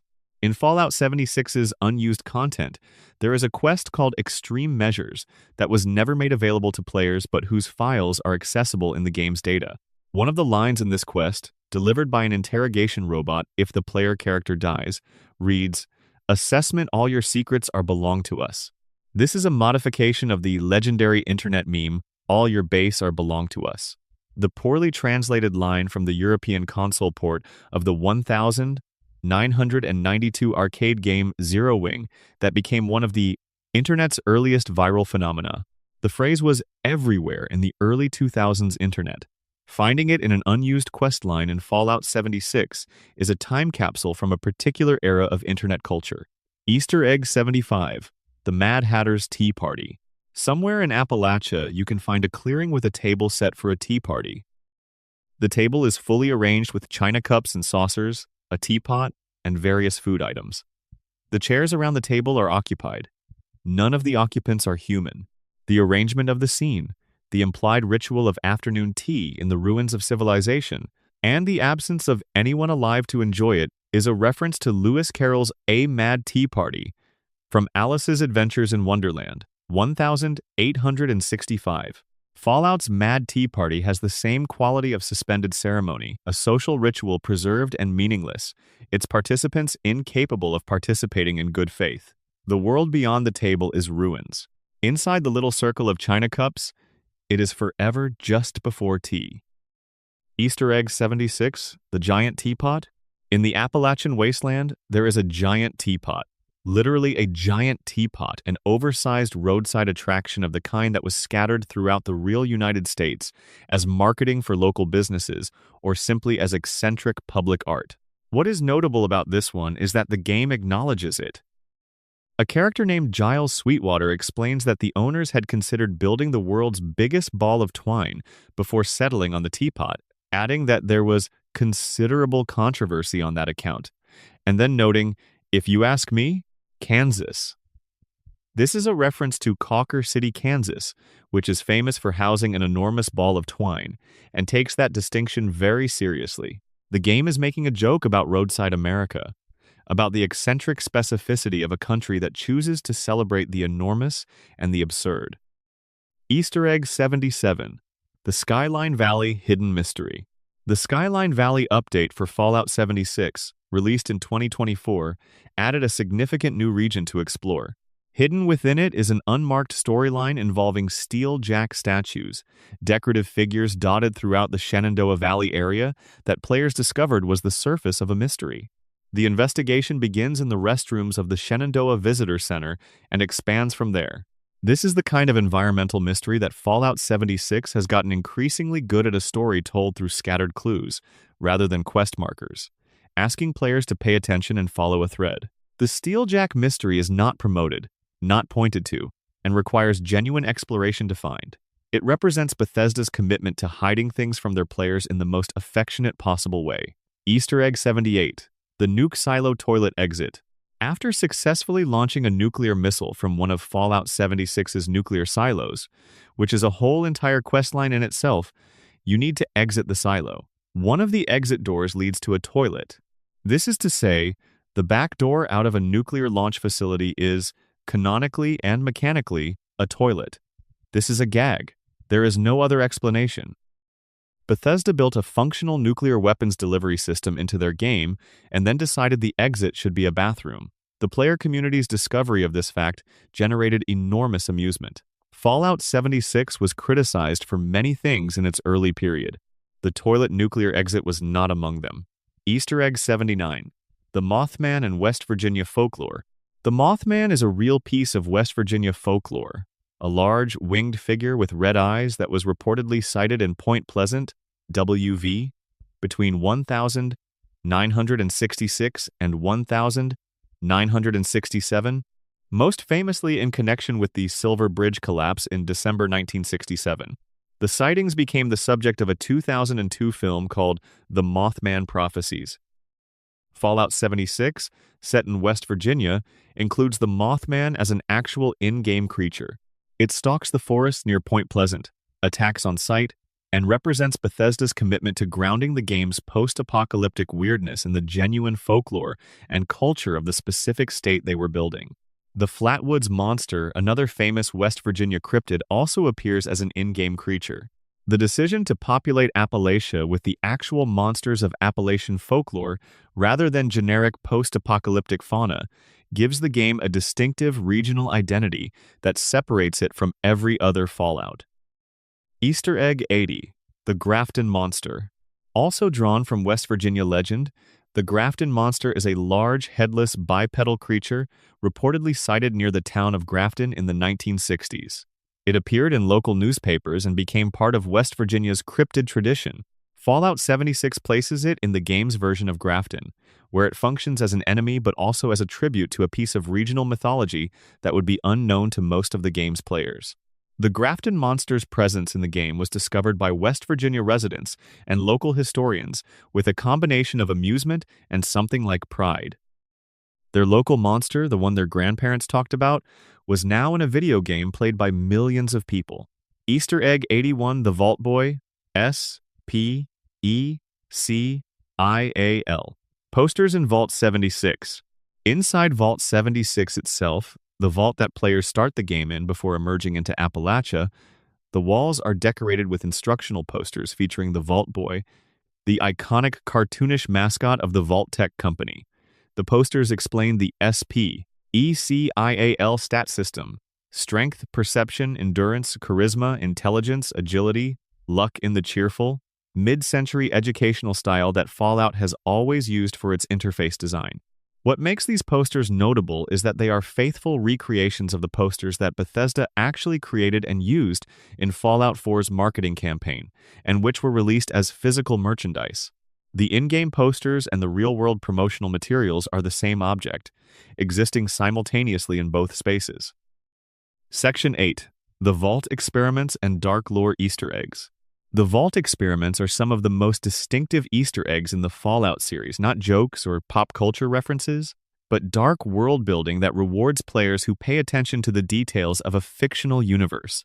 Each vault was designed by Vault-Tec as a social experiment, and finding out what each vault's experiment, sometimes through the behavior of surviving residents, is one of Fallout's most consistently rewarding activities. Easter egg 82. Vault 92. The sound experiments. In Fallout 3, Vault 92 is accessible in the northwest of the map. From the outside, it looks like any other vault. Inside, you find extensive evidence that the residents, all of them accomplished musicians, were subjected to audio experiments designed to trigger aggression and eventually violence. White noise broadcasts were used to implant suggestions and commands into the residents' subconscious minds. The vault is silent when you arrive. It is also full of bodies. The experiment ran to its conclusion. Every terminal entry you find describes the gradual erosion of the community as the experiment's intensified musicians, going from brilliant to erratic to violent. The overseer's notes shifting from clinical to desperate. By the time you find the chief medical officer's final log, The vault has been destroyed by the people living in it. The detail that makes Vault 92 particularly affecting is the choice of musicians.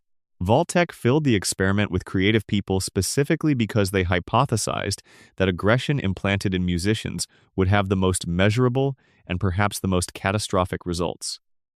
They were testing the relationship between artistic sensitivity and violence. They were right. Easter egg 83, Vault 77, and the Puppet Man. Continued. We mentioned the Vault 77 jumpsuit earlier, but the full story of Vault 77 is worth dwelling in. The penny arcade comic that originated this concept ran across several strips, building a picture of a man known only as the Vault 77 dweller sealed alone in a vault with one crate. The crate contained puppets. He talked to them. He named them. He built a world with them. Eventually, madness being relative, he escaped. The things he learned from his puppet companions had given him certain capabilities that made him unexpectedly formidable on the surface. He ended up in Paradise Falls, where the jumpsuit was left. The Slaver King of Paradise Falls, in the webcomics version, deeply regrets every decision that led to the moment he encountered the Puppet Man. The jumpsuit in the game is a tribute to that story. Someone at Bethesda was a penny arcade reader who loved that strip, and they put the jumpsuit in there knowing that almost no one would recognize it, but that the people who did would love finding it. Easter egg 84, Vault 11, the sacrificial democracy, Vault 11 inches. Fallout New Vegas is one of the most elaborately constructed Easter eggs in the entire series. It is a functioning mystery novel, in vault form, that you can solve if you are willing to do the work. The vault operated on a principle of annual sacrifice. Each year, the vault dwellers would vote to sacrifice one of their own to an automated defense system. In return, the system would continue to protect them. The experiment was designed to test how long a community would continue to participate in institutionalized murder for self-preservation, and how the democratic process would function when the decision to be made was who would die. The vault's terminals tell the full story. The political factions, the corrupt overseer elections, the eventual rebellion, the moment when the remaining residents voted to refuse the sacrifice. What happened next? The automated system's response, when the vault refused to comply, requires finding the security wing and activating the mainframe. Vault 11 takes a single dark idea and follows it with the rigor of a thought experiment, never flinching from where the logic leads. It is extraordinary world-building hidden entirely in a location that has no quest marker, no NPC guide, and no reward beyond the story itself. Easter egg 85 Vault 81 and the sabotaged experiment. In Fallout 4, Vault 81 is one of the more immediately accessible vaults. It is still operational, populated by living vault dwellers, and functionally friendly toward outsiders willing to do a good deed. On the surface, it seems like Fallout 4's version of a good vault. The terminals tell a different story. The original experiment was designed to expose vault residents to all manner of infectious diseases. Vault 81 was meant to be a human testing ground for medical treatments, with the residents as unwilling subjects and a parallel observation vault staffed by scientists watching the results. The residents never knew. What prevented the experiment from running was Dr. Olivet, the first overseer, who refused to implement it. She sabotaged the delivery mechanisms, hid the evidence, and maintained the vault as simply a vault. The residents she protected from a death they never knew about are the ancestors of the friendly community you find 2 centuries later. The hidden observation vault is accessible in the bowels of the facility. In there, in the dark, is the evidence of what should have happened and did not because one person decided it should not. Easter egg 86, Vault 87, and the FEV origins. Vault 87 inches. Fallout 3 is not accessible through its front door. The radiation levels around the entrance are lethal. To get inside, you must find a back way through a metro tunnel, which takes you past enough dead ends and enemies that many players simply do not.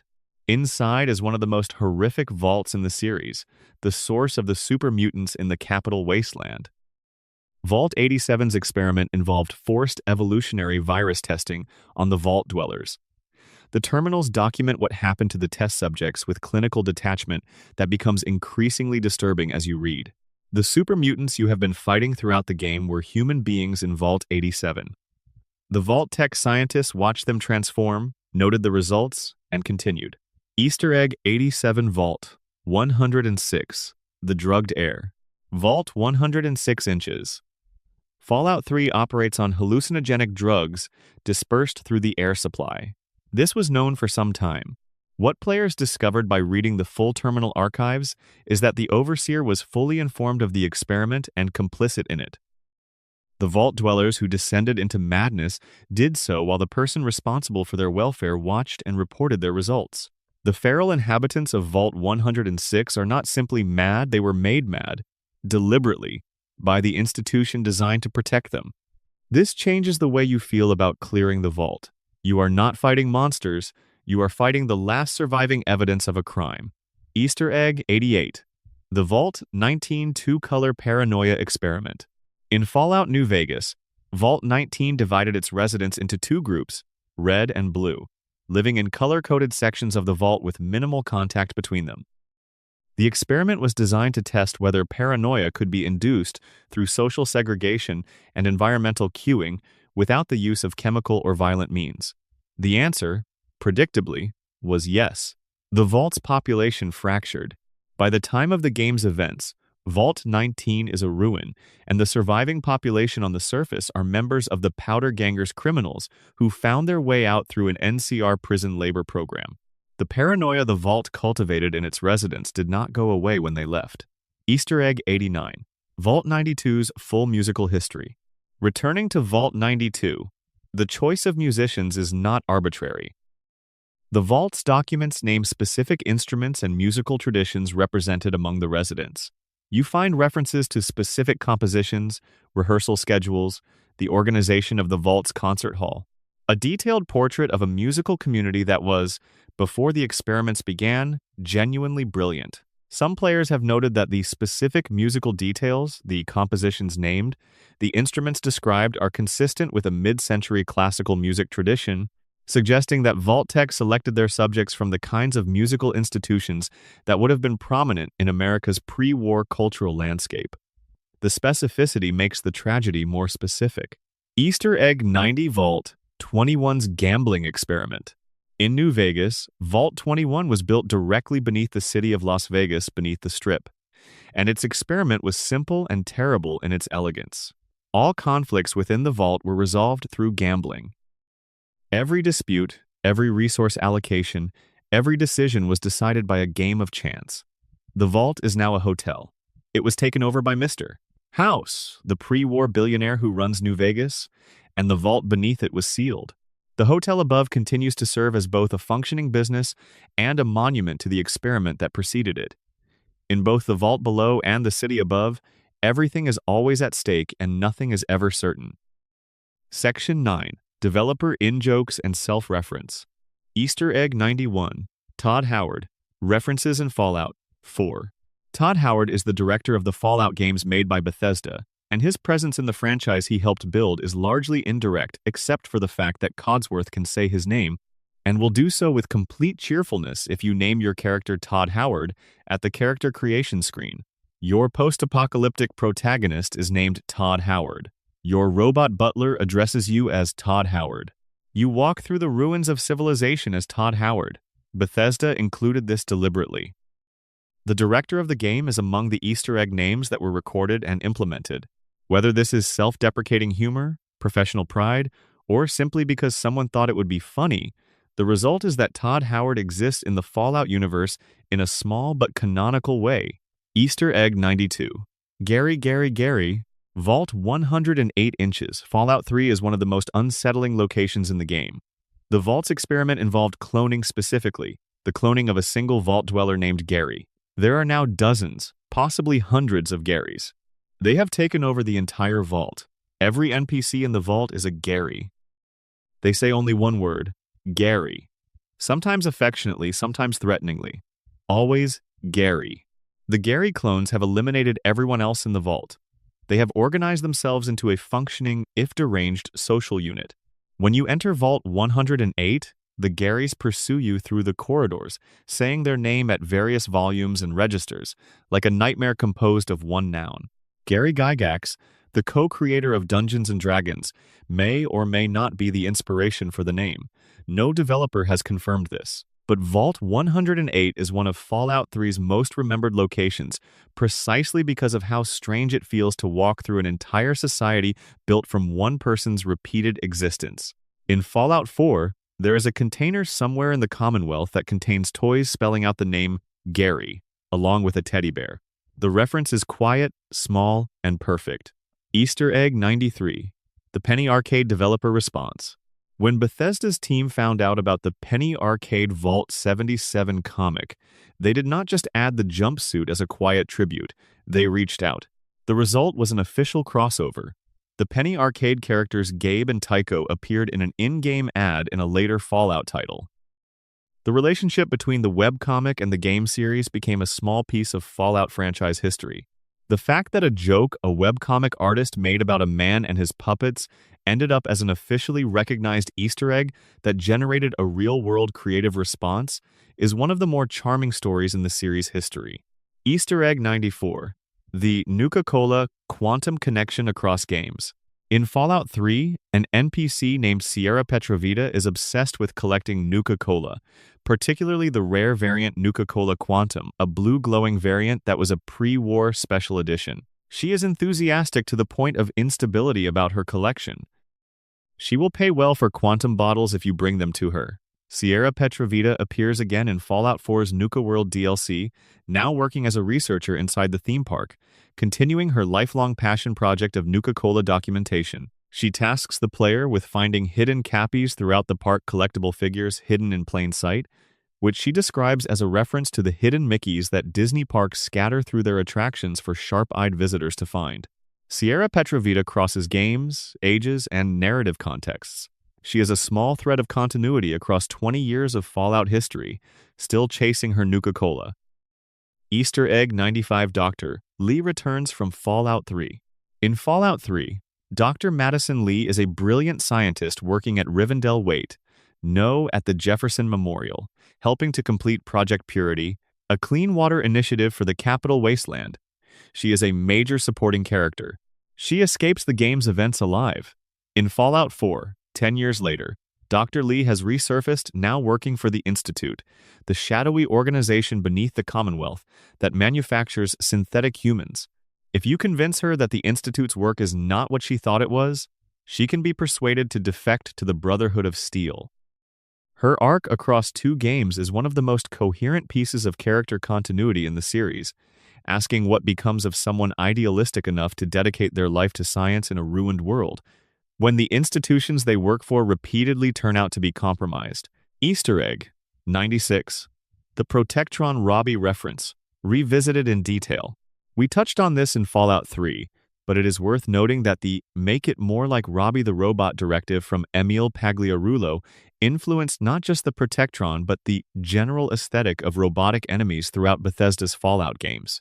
The Mr. Handy robots, the Assaultrons, the Sentry bots, all of them carry traces of the same design philosophy.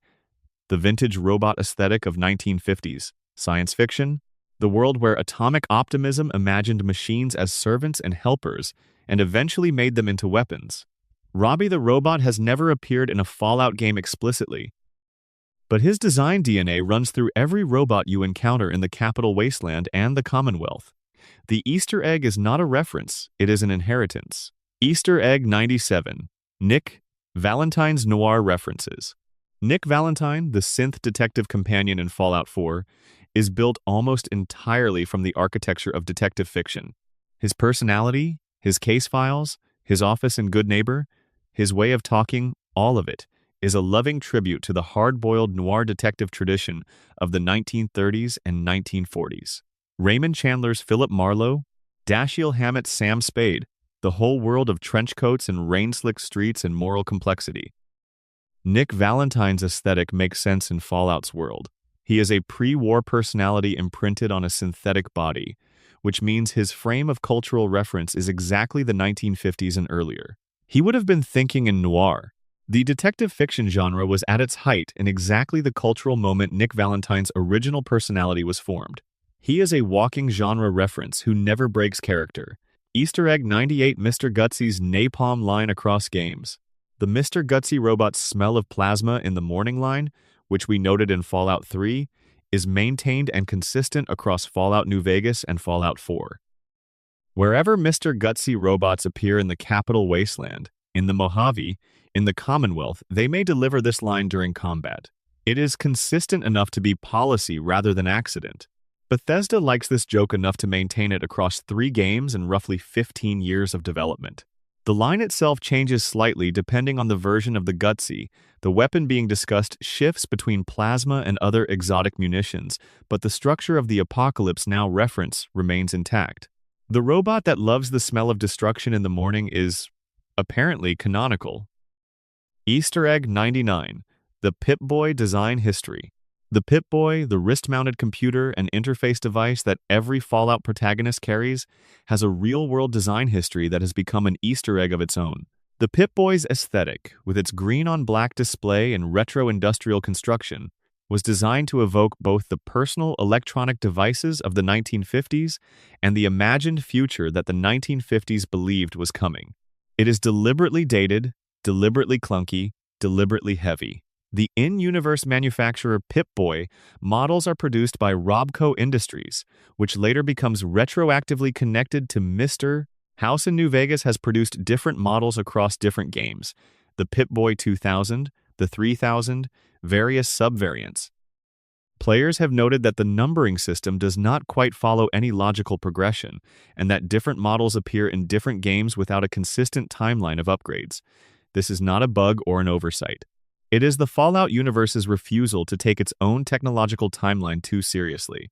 The Pip-Boy is simultaneously a piece of functional game interface and a costume piece, a prop, that tells you who you are before you have done anything. Easter egg 100.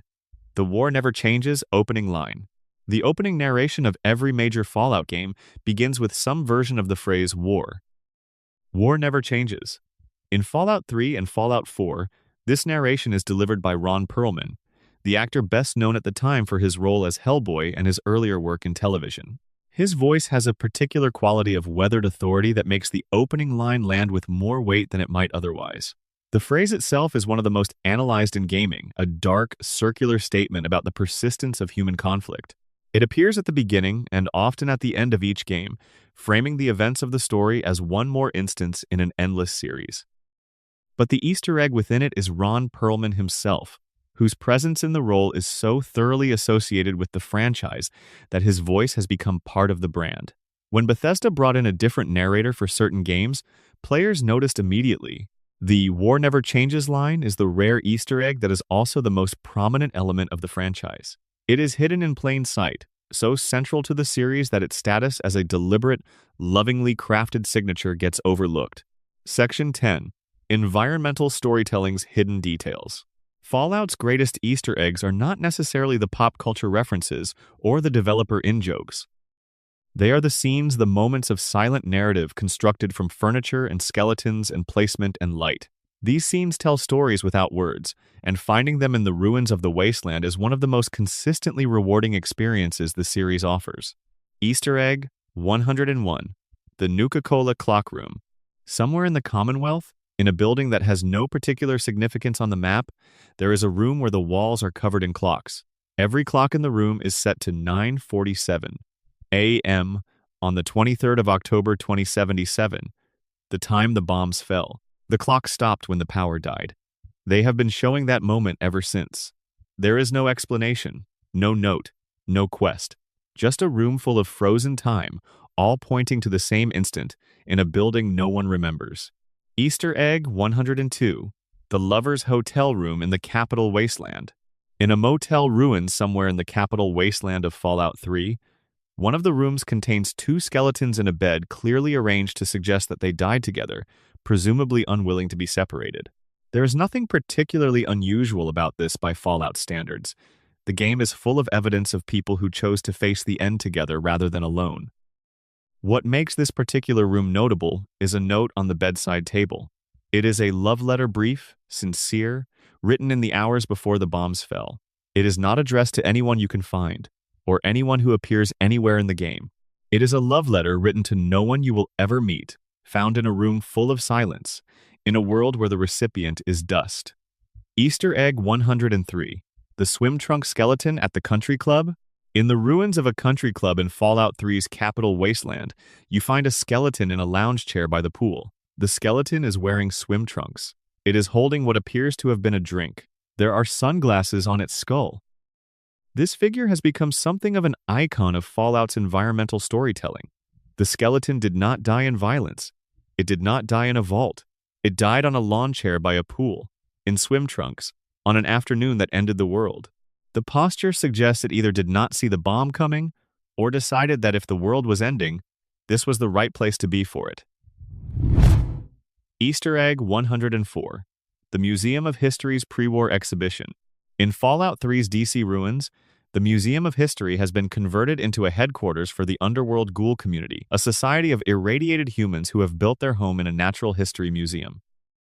But the museum's upper floors, rarely explored, contain pre-war exhibitions on the history of the United States.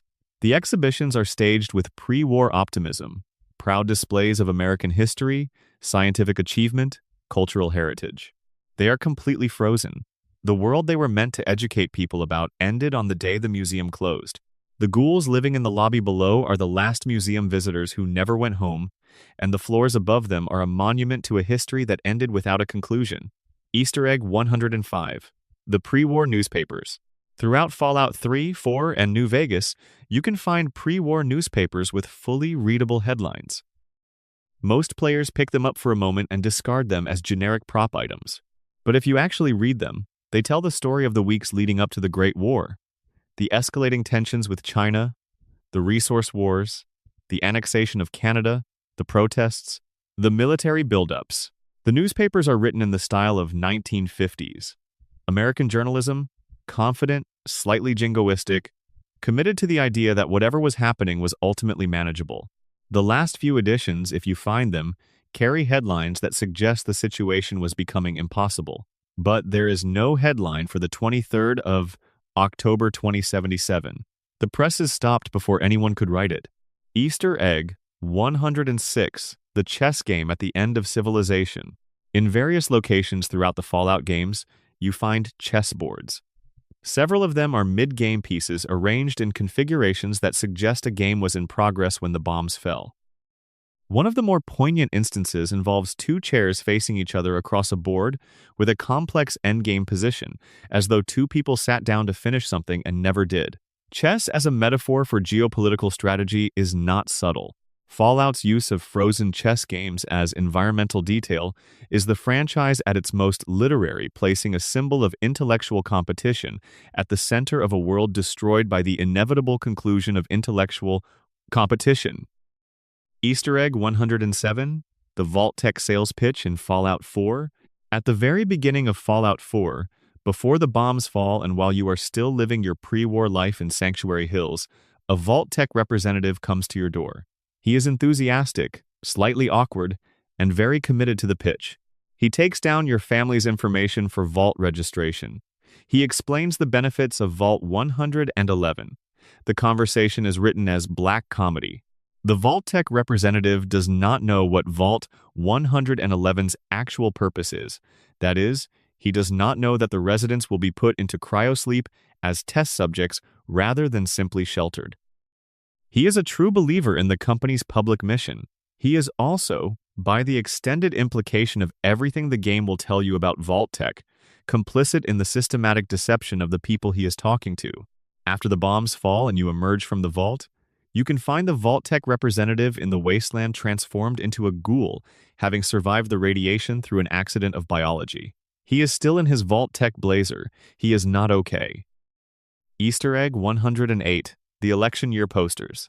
In the ruins of the Washington, D.C. area in Fallout 3, you can still find political campaign posters for the 2076 American presidential election, the last election before the bombs fell. The candidates are fictional, their promises entirely standard, their faces confident.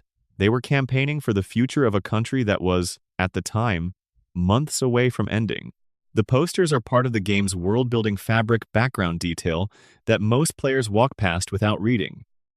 But they are also a complete piece of fiction in their own right.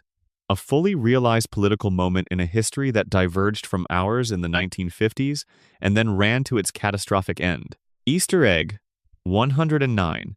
The pre-war toys and their owners. Throughout the Fallout games, you find children's toys in ruins. These are one of the most consistent environmental details across every game. Teddy bears, toy robots, rubber balls, jack sets. They appear in nurseries, in the ruins of houses, on the sides of roads, in the corners of shelters.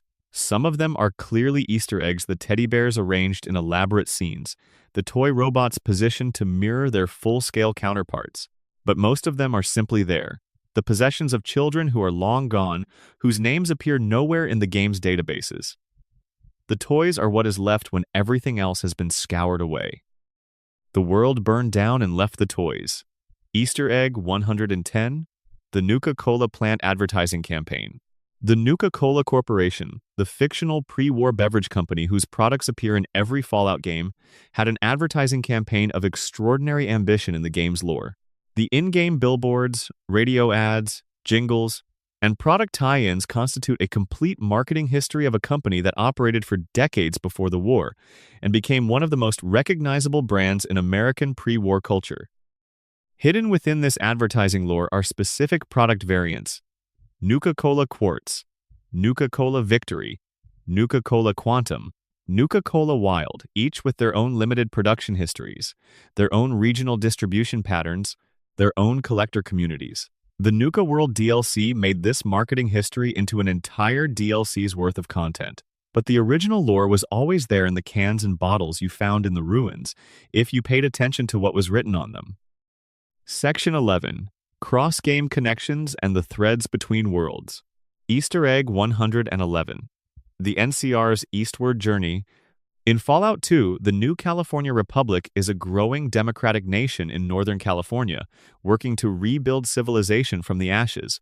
By Fallout New Vegas, set 40 years later, the NCR has expanded east into Nevada and is fighting a grinding war for control of the Hoover Dam against Caesar's Legion. The arc of the NCR across 2 games is one of the most sustained pieces of political world-building in the series. By the time the Amazon Fallout TV series begins set years after New Vegas, the NCR's capital of Shady Sands has been destroyed. The whole arc of the organization, from founding to expansion to collapse, plays out across multiple games and now a television series, with each chapter adding context to every previous one. No single game contains the full story. You have to play all of them. Easter egg 112. The Enclave's long arc. The Enclave first appeared in Fallout 2 as the main antagonistic faction, the self-declared remnant of the pre-war United States government, hiding on an oil platform in the Pacific and planning to restore America by eliminating everyone contaminated by radiation. They were defeated in Fallout 2. They appeared again in Fallout 3, having re-established themselves on the East Coast, and were defeated again. Their remnants appear in Fallout New Vegas, Fallout 4, and Fallout 76. The Enclave's persistence across the franchise is itself the Easter egg. An antagonistic organization that cannot be killed permanently, that keeps reforming and reappearing, that represents the persistence of authoritarian ideology in the wasteland. Every time the Enclave is defeated, a remnant survives.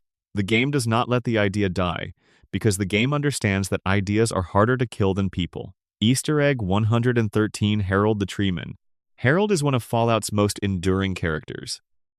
He first appeared in the original Fallout as a friendly ghoul-like mutant in the Hub, a merchant city in California. He returned in Fallout 2. By Fallout 3, Harold has been transformed over the decades into something extraordinary. He has become host to a tree. A sapling grew through his head in the years between games and grew, over time, into a fully mature tree. Harold is now a walking grove. He can be found in the capital wasteland, having ended up as the center of a small, isolated community who worship the plant growing from his head.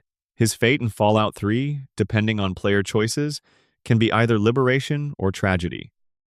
But the arc of his transformation from human to mutant to living landmark is one of the series' most visually striking pieces of continuity. Easter egg 114. The Boomer generation of Vault dwellers. In Fallout New Vegas, a faction called the Boomers lives in the Nellis Air Force Base, having sealed themselves inside after emerging from a vault. They are extremely hostile to outsiders and have a reputation for using heavy artillery against anyone who approaches. Getting to know them is one of the game's most elaborate optional questlines. The boomers are named as a demographic in-joke. In their vault, resources were so carefully hoarded and prosperity so carefully maintained that when the residents emerged, they expected the outside world to match their vault standards. When it did not, they retreated behind walls and explosives. The boomers are a post-apocalyptic satire of the baby boom generation, raised in protected, comfortable circumstances and ill-prepared for the world's actual texture. Fallout's willingness to embed this kind of social commentary into faction design is one of the things that distinguishes it from simpler post-apocalyptic fiction. Easter Egg 115. The Mysterious Stranger and His Theme. Throughout the Fallout games from Fallout 1 onward, a character called the Mysterious Stranger can occasionally appear during combat if the player has taken the Mysterious Stranger perk. He materializes, fires his .44 Magnum, and disappears. He is never explained. He is clearly supernatural in some sense, though the game offers no framework for understanding him. He simply appears, does devastating damage to your enemy, and vanishes. His theme music is a recurring motif across multiple games, a brief, deliberately pulpy riff that announces his arrival. The music is the real Easter egg. The same musical idea, maintained across different composers and different games, because the Mysterious Stranger is a consistent figure in the franchise's mythology who deserves his own recurring theme. The Mysterious Stranger is one of the few truly unexplained elements of the Fallout universe. Everyone else has a backstory. He does not. Easter Egg 116. The map's hidden scale in New Vegas. Fallout New Vegas's map is built on top of a real map of the Mojave Desert, with Bethesda's creation engine warping the actual geography to make it playable. Players who know Nevada have noted that the relative positions of New Vegas, Boulder City, Nipton, and Prim, all real places, are approximately correct in the game, scaled down but geographically honest in their relationships to each other. The Hidden Valley Bunker, home to the New Vegas chapter of the Brotherhood of Steel, is in roughly the correct position relative to Las Vegas for a real underground facility. The Nevada test site, where America conducted nuclear weapons tests, is off-map to the northwest close enough that the wasteland's radiation levels are explained by history rather than invention. The real world is the Easter egg. The game is built on top of it. Easter Egg 117. The Sunset Sarsaparilla Mystery. In Fallout New Vegas, the Sunset Sarsaparilla Company, a fictional competitor to Nuka-Cola in the pre-war Southwest, ran a promotion involving star bottle caps. If you collected enough star caps, you could claim a special prize. The quest, A Valuable Lesson, sends you to claim that prize. The prize is a skeleton. The skeleton of everyone who came before you, claiming the same prize. The Sunset Sarsaparilla headquarters is a room full of dead people who were lured there by the promise of a reward that turned out to be nothing and killed each other competing for it. Fallout New Vegas frequently does this, takes the language of capitalist promotion and follows it to its logical end. The Sunset Sarsaparilla Mystery is a story about what happens when people believe in rewards that were never real. Easter Egg 118. The Fallout Shelter mobile game Easter egg in Fallout 4.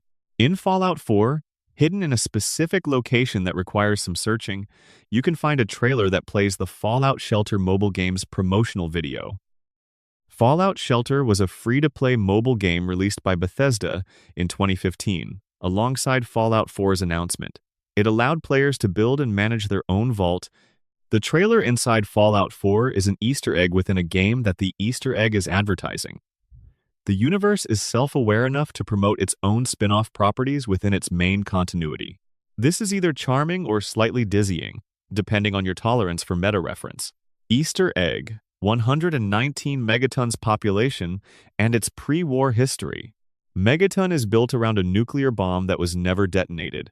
A 2,000-pound bomb dropped by a crashed aircraft and sitting in the center of the settlement, where it has been venerated by a cult and diffused by a technician, and generally just accepted as part of the town's character.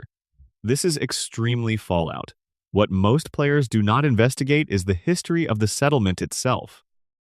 The terminal logs in the sheriff's office and in the clinic describe how Megaton was built by caravan traders and drifters who found the bomb crater before the bomb was known to be there, who built their first shelters into the crater walls for protection, and who eventually developed a whole community around the danger they had decided to accept.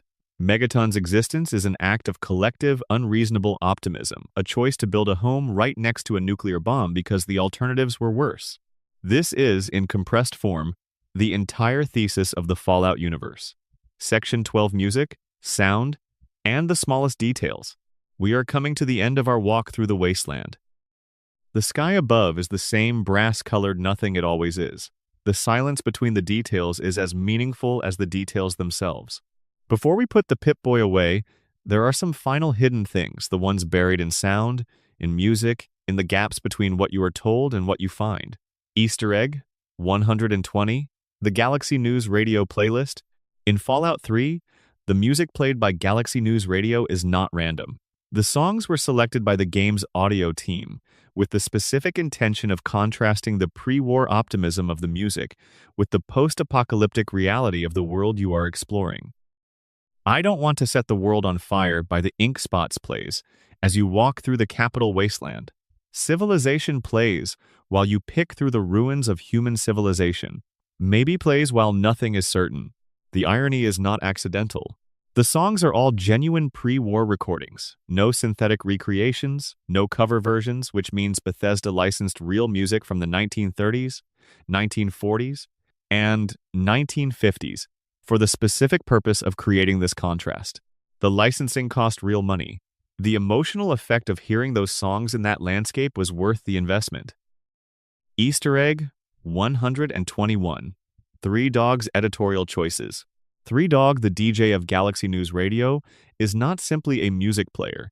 His commentary between songs is reactive to the main quest's events.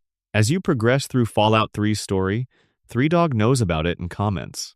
His broadcasts acknowledge what you have done, frame it within the context of the broader wasteland, and occasionally argue about what it means. He does not always agree with you. If you make decisions he considers morally questionable, he says so. His view of you as a historical figure he is witnessing in real time is the closest the game comes to a second narrator, and his perspective is meaningfully different from the game's official framing. Three Dog is an Easter egg of editorial independence buried in a radio station. Easter egg 122, the Mojave Music Radio's song selection.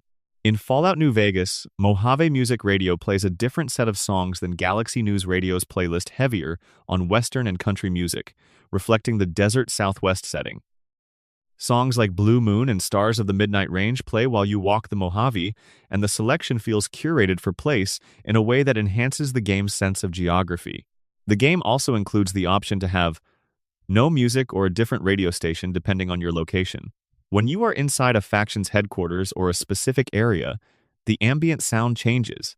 The audio landscape of New Vegas is built as deliberately as its visual landscape, and the music Easter eggs are embedded in the playlist choices, in the station names, in the way the game treats music as part of its world rather than its interface. Easter egg 123. Ron Perlman's unused recordings. It is widely believed within the Fallout community that Bethesda has kept additional recordings of Ron Perlman's opening narration on file for games that have not yet been made. The narration recordings made for Fallout 3 included some variations that were not used in the final game. The tradition of the War Never Changes opening is so established that planning for its continuation in future titles is assumed rather than confirmed. Ron Perlman has expressed affection for the franchise in interviews. He knows what those words mean to millions of people. When he says war never changes, he is not simply reading a script. He is delivering a franchise's thesis statement, and everyone involved is aware of the weight of it. Easter egg 124. The radio station that plays the Enclave's propaganda. In Fallout 3, the Enclave, the antagonistic government remnant faction, operates their own radio station called Enclave Radio. The programming is propaganda, confident, authoritative, describing the Enclave as America's legitimate continuation and framing their activities as restoration rather than conquest. President John Henry Eden, who runs the Enclave, delivers addresses on the station that are written with the precise cadences of a 1940s radio president. The station is listenable throughout the game. And if you listen carefully, the propaganda shifts over the course of the main quest in response to your actions. The Enclave's broadcasts react to you. President Eden knows you are out there, and he speaks to you specifically, between the patriotic music and the news updates. You are part of his broadcast. Easter egg 125. The mysterious shortwave signal. In Fallout 3, there is a radio signal called the mysterious signal that the player can tune into. It plays what sounds like an automated broadcast, a series of numbers and tones, like a number station. Number stations are real things. Cold War-era radio broadcasts that transmitted encrypted instructions to spies and agents in the field, using seemingly random sequences of numbers that only the recipient could decode. The mysterious signal in Fallout 3 does not have a fully decoded meaning available in-game. Players have attempted to decode it and found partial patterns, but no complete message. It may simply be atmospheric detail, or there may be a meaning hidden in it that no one has found. Either possibility is consistent with Fallout's approach to buried secrets. Easter egg 126, Fallout 4's Diamond City Radio and Travis Miles. Diamond City Radio is hosted by Travis Miles, a deeply anxious young man who is visibly uncomfortable performing his role as a DJ. His broadcasts are full of self-deprecating asides, nervous silences, and audible doubt. He is playing music for a post-apocalyptic city, and he is not sure anyone is listening, or that it matters if they are. If you complete his personal quest, Travis's confidence gradually improves. His broadcasts change. His voice settles. He becomes, by the end, a genuinely engaging radio host, someone who has found their footing in the ruins. The transformation is tracked through radio broadcasts that change based on quest progress. Travis Miles is an Easter egg of character development expressed entirely through a medium you can listen to without ever meeting the character directly. If you never do his quest, you hear a nervous radio host. If you do, you hear him become someone who belongs. Easter egg 127. The Fallout 4 classical radio station. Alongside Diamond City Radio in Fallout 4 is Classical Radio, a station playing entirely pre-war classical music, operated by no visible host. It simply broadcasts station ID messages, occasionally identifying it as Classical Radio, playing the finest in pre-war orchestral entertainment. The music is real classical pieces: Brahms, Beethoven, Bach. The absence of a host is the Easter egg. Diamond City Radio has Travis Miles, anxious and human. Classical Radio has no one. It has been broadcasting since before the bombs fell, automated and undirected, playing music to a ruined world that has no mechanism to stop it. The indifference of the station, its continued operation in the complete absence of any reason to continue, is one of Fallout 4's most quietly affecting background details. Easter egg 128. The Atom Bomb Baby by 5 stars. Both Fallout 3 and the broader franchise make use of Atom Bomb Baby by the 5 stars, a 1,957 novelty song about a girl who is, metaphorically, as explosive as an atomic bomb. The song is written as a playful romance. In the context of Fallout, a world where the atomic bomb was literal and catastrophic, the song reads as something between tragedy and pitch-black comedy. This is the fundamental operation of Fallout's music selection. Real songs from the pre-war era that were written innocently, selected and placed in a post-war context where their innocence becomes devastating. The music does not comment on the world. It refuses to, maintains its original brightness, and that refusal is the commentary. Easter egg 129. The pre-war jingles in Nuka World. Inside the Nuka World theme park, the ambient sound system is still playing automated, pre-programmed, running through a loop that was set before the bombs fell and has simply continued. The jingles for the different park sections play on repeat in their respective zones. Cheerful, slightly frantic, designed for a crowd that is not there anymore. These jingles were written and recorded specifically for the DLC. They are original compositions in the style of 1950s amusement park audio design. They play in empty corridors full of raider tents and skeletons and souvenir shirts. The dissonance between the music and the reality is total and deliberate. Easter egg 130. The Fallout 76 Appalachian Radio's historical accuracy. Fallout 76's Appalachian Antiques radio station plays music that is specifically appropriate to West Virginia and the surrounding region mountain music, bluegrass, the specific traditions of Appalachian folk culture.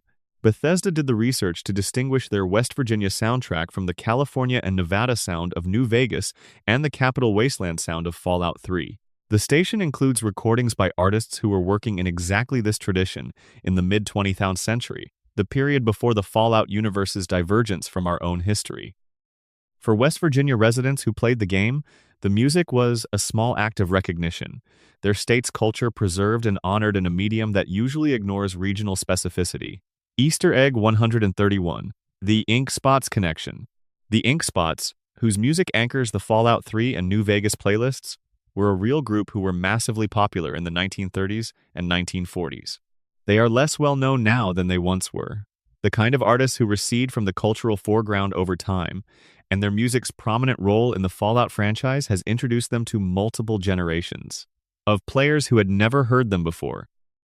This is a quiet cultural Easter egg, a franchise that runs on retro-futurism, that loves the 1950s aesthetic, that chose as its defining musical voice a group that defined the decade before the 1950s. The ink spots are the sound of the world that Fallout's world was trying to preserve, the world that was already receding when the nuclear optimism took hold. The sound of something slightly earlier and gentler than the atomic age. Easter egg 132. The Vault Boy thumbs up gesture.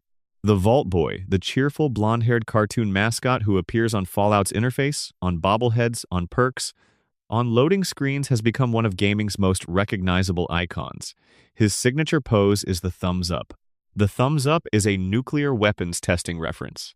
When nuclear devices were tested in the Nevada desert in the 1950s, observers and technicians were advised to close one eye and extend a thumb toward the explosion. The idea being that if the thumb was large enough to cover the fireball, you were far enough away to be safe. The Vault Boy's eternally optimistic thumbs up is an obscure piece of atomic age survival instruction made into a mascot gesture. Fallout has been doing this from the beginning, taking real, dark details from the actual history of nuclear weapons development and weaving them into the cheerful surface of its presentation. The Vault Boy is smiling. His thumb tells you why you might need to worry. Easter egg 133. The Nuka-Cola Quantum Glowing Mechanic.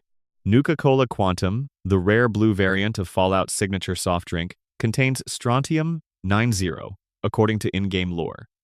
This is what makes it glow blue. Strontium 90 is a real radioactive isotope produced by nuclear fission. It was present in nuclear fallout from atmospheric weapons testing and is genuinely dangerous if ingested. The in-game Nuka-Cola Quantum is therefore canonically a beverage laced with a real radioactive isotope.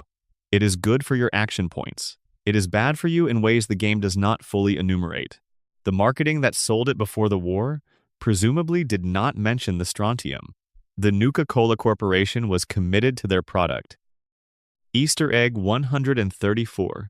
The Fallout 3 Lincoln Memorial. The Lincoln Memorial in Fallout 3's DC area is occupied by slavers from Paradise Falls, who have converted it into a base and covered Lincoln's statue with Confederate flags and pro-slavery graffiti. In the quest Lincoln's Profit Margins, you can work to liberate the memorial. Lincoln's presence in a game about freedom and survival and the persistence of human cruelty is not accidental. The choice to have the Lincoln Memorial specifically captured and defaced by a slavery faction and to make its liberation a meaningful optional quest is a piece of political commentary embedded in the game's world. Fallout has always been interested in the cycles of American history, and placing Lincoln at the center of a slavery narrative 2 centuries after the Civil War is the franchise's most direct engagement with that interest. Easter egg 135. The Institute's pre-war archive. Deep inside the Institute in Fallout 4, there are archives documenting the pre-war history of MIT and its transformation into the post-war Institute. These archives describe the Institute's founding members, their initial values, the compromises that led to the organization becoming what it is by the time of the game's events. The archive is a tragedy told backward. You read about idealistic scientists who believed they could use pre-war knowledge to rebuild the world. You read about the decisions that led them to start replacing humans with synthetic duplicates rather than helping communities directly. You read about the moment the original vision became something else. It is all documented with the thoroughness of an institutional history that nobody was meant to find. Easter egg 136. The Wasteland's dog population. Throughout the Fallout games, dogs appear constantly. Fallout 3 has Rex, the cybernetic dog companion who belonged to various famous figures before ending up in the care of the followers of the apocalypse. New Vegas has Rex as a companion of the king. Fallout 4 has Dogmeat, who has appeared in every Bethesda-era Fallout game in different forms. What the franchise never fully explains is why dogs survived the apocalypse as well as they did. The radiation that devastated most of the surface fauna has produced rad scorpions, deathclaws, and mutant geckos.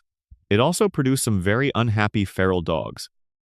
But domesticated dogs persist loyal, intelligent, attached to humans as though the apocalypse could not quite reach the human-animal bond. Dogmeat has become the franchise's most constant companion and its most sincere Easter egg, a tribute to the relationship between humans and dogs that has lasted long enough to survive the end of the world. Easter egg 137. The original Fallouts, a survivor ending? The original Fallout, 1997, has multiple endings, and one of the most notable is what happens if you help the game's main positive faction, but choose to leave the California settlement rather than stay and help rebuild. The ending narration describes the protagonist walking away, unable to reintegrate with normal community after the things they had to do to survive. The Vault Dweller becomes a wanderer. This ending established the archetype of the Fallout protagonist as essentially homeless, someone who belongs to the wasteland rather than to any settlement, whose skills and psychology have been shaped by survival in ways that make them uncomfortable within organized society. Every subsequent Fallout game builds on this archetype, and every subsequent Fallout protagonist ends up on this spectrum of belonging and not belonging. The Easter egg is that the archetype was built into the first game's ending slide in 1997 and has been consistent across 25 years and multiple developer generations. Easter egg 138. The Fallout, two Chosen One's descendants in New Vegas. In Fallout New Vegas, among the various characters you encounter in Vault 3 and other locations, there are characters who can be traced through the game's lore as descendants of the Fallout 2 player character, the Chosen One. This connection is not stated explicitly in New Vegas and requires diving into the lore documents that accompanied development. The Fallout 2 character was from the village of Arroyo, a community founded by the Vault Dweller from the original game. Their descendants spread through the NCR territory. Some of them, generations later, are alive in the Mojave, completely unaware of their lineage. The wasteland is full of people who do not know who their ancestors were. The game knows, and sometimes whispers it. Easter egg 139. The companion dismissal lines. In Fallout New Vegas, each companion has specific dialogue that plays when you send them away. Most of it is functional, but some companions have dismissal lines that carry enormous weight given what you know about them. Eddie, the robotic companion, plays a specific musical motif when dismissed that Veronica will comment on if she is present, noting that she finds it sad. The musical phrase is melancholy in a way that the robot itself cannot articulate. It is an expression of feeling from a machine that cannot consciously feel, and the people around it respond to it as though they understand. This is one of the quietest Easter eggs in the franchise, an emotional moment that is built into a routine gameplay interaction, accessible only if you notice it and have the right companion combination present. Easter egg 140. The Fallout world's one divergence point. The Fallout universe diverged from our own history at some point in the mid-20th century. The exact point of divergence is never officially stated, but the implications in the game's lore suggest it was around the time of the invention of the transistor in the Fallout universe. Miniaturized electronics were never developed. This is why the computers have CRT screens and vacuum tubes rather than microprocessors. This is why the Pip-Boy is the size of a small radio. The entire visual and technological aesthetic of Fallout flows from this single hypothetical. What if the transistor was never invented and atomic power developed ahead of digital technology? The retrofuturist aesthetic, the diesel-powered vehicles alongside atomic energy, the bulky computers and the ray guns, all of it follows from one quiet historical decision that happened before any of the games begin. This is the deepest Easter egg in Fallout. The entire franchise is an answer to a historical counterfactual that is never stated aloud. Section 13. The final details. Easter egg 141. Fallout 3's Aqua Pura and the purified water. The central quest of Fallout 3 is Project Purity, the effort to clean the capital wasteland's water supply using a purification system built by your father and his colleagues. When you succeed, the clean water begins to flow. The product is called Aqua Pura Clean Water, Latin for pure water. The Easter egg is the context. The entire game has been building toward this moment, the most basic possible humanitarian achievement, the provision of clean drinking water framed as the crowning success of civilization's attempted rebuilding. In the ruins of Washington, D.C., surrounded by the monuments of the country that built the weapons that made it all this way, someone cleaned the water. The game's emotional climax is not violence. It is hydration. Easter egg 142. The Fallout New Vegas Lucky 38 Hotel. The Lucky 38, Mr. House's casino tower on the New Vegas Strip, has never opened its doors to the public. Not before the war, not after. In the game's present timeline, it stands as a landmark on the Strip. Everyone can see it. No one has been inside it except by House's specific invitation. The Lucky 38 is based on a real Las Vegas casino called the Stardust, which was imploded in 2007. By setting the main location of New Vegas in a casino that mirrors one that no longer exists in our world, Bethesda made New Vegas's geography specifically about preservation and memory of the city as it was before the Wrecking Ball, reconstructed in a world that ended before the Wrecking Ball came. Easter egg 143. The Fallout franchise's own War Never Changes. We have come a long way through these hidden details. These buried jokes, these small moments of care embedded in the ruins of imaginary civilizations. And there is something that has been true throughout. Every Easter egg in these games is, in its own way, an act of optimism. The developers who put them there believed that someone would look. They trusted the audience to be curious, to explore, to find the things that were left for finding. The wasteland is dark. The experiments were cruel. The history is fictional, but the cruelty within it is human-shaped and recognizable. And yet the people who built these worlds put jokes in the walls and references in the names of weapons and love letters in the corners of ruined motels. They built the dark world and then left evidence everywhere that they did not believe the dark was all there was. Easter egg 144. The Ghoul Veteran Who Remembers. Throughout the Fallout games, ghouls, humans mutated by radiation into long-lived, desiccated figures, serve as living memories of the pre-war world. Some of them are old enough to remember the bombs falling. Some of them are old enough to remember the world before. In New Vegas, Raul Tejada is a ghoul companion who is approximately 230 years old. He has lived through multiple civilizations' rises and collapses. He watched the NCR grow and has watched communities he cared about die. His personal quest, in which he reconnects with an old friend from his life long before the war, is one of the franchise's most fully realized pieces of long-form character writing. Raul is an Easter egg of patience. He has been watching for 2 centuries, and in his dialogue, if you ask him the right questions, he will tell you what it was like before. He remembers. Easter egg 145. The jury rigging perk and its implications. Fallout New Vegas's jury rigging perk allows you to repair any weapon or armor with any similar item, regardless of whether the specific parts match. In practical terms, you can repair power armor with any other kind of heavy armor, repair energy rifles with any other rifle. The perk is named after and directly references the concept of jury rigging, the improvised repair technique. But in the context of Fallout's world, the perk is also a character statement. Someone who has this perk is someone who has learned to make do with what is available, to see function beneath surface difference, to keep things working past the point where the right part would normally be required. It is the philosophy of post-apocalyptic survival encoded in a character ability. The Easter egg is the name, jury rigging.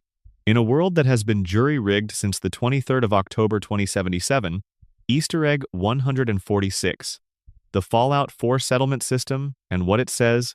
The settlement building mechanic in Fallout 4, the ability to construct homes, defenses, power supplies, and communities in the ruins of the Commonwealth, is not typically discussed as an Easter egg, but it is a hidden argument embedded in the game's mechanics. Every other Fallout game treats the wasteland as a fixed environment to be navigated. Fallout 4 says, fix it, build something. The rubble is the raw material for the new world. The same desolation that you have been exploring as a series of set pieces and atmospheric detail is, in Fallout 4, also your building supply.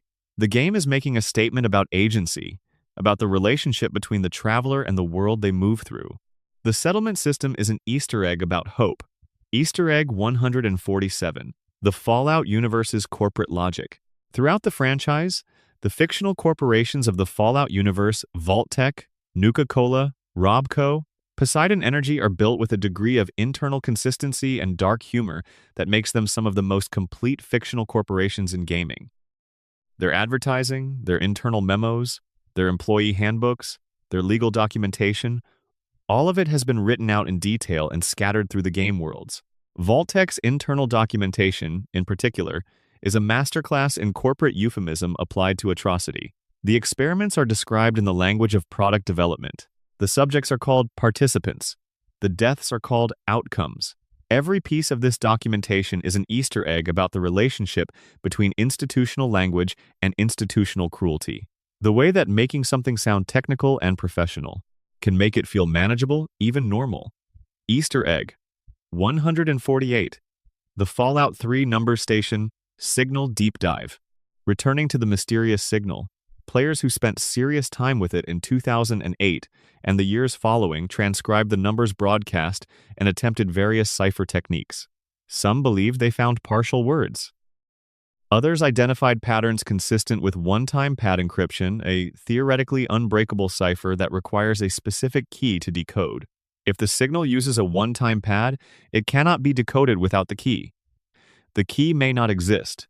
The signal may simply be atmospheric detail built to look like it means something and designed never to be resolved. This is entirely consistent with Fallout's approach to mystery. Create something that looks like a puzzle, allow players to engage with it seriously, and never fully confirm or deny whether there is an answer. The act of looking is the Easter egg. The signal does not need a solution to be meaningful. Easter egg 149. The super mutant's tragic origin, each time.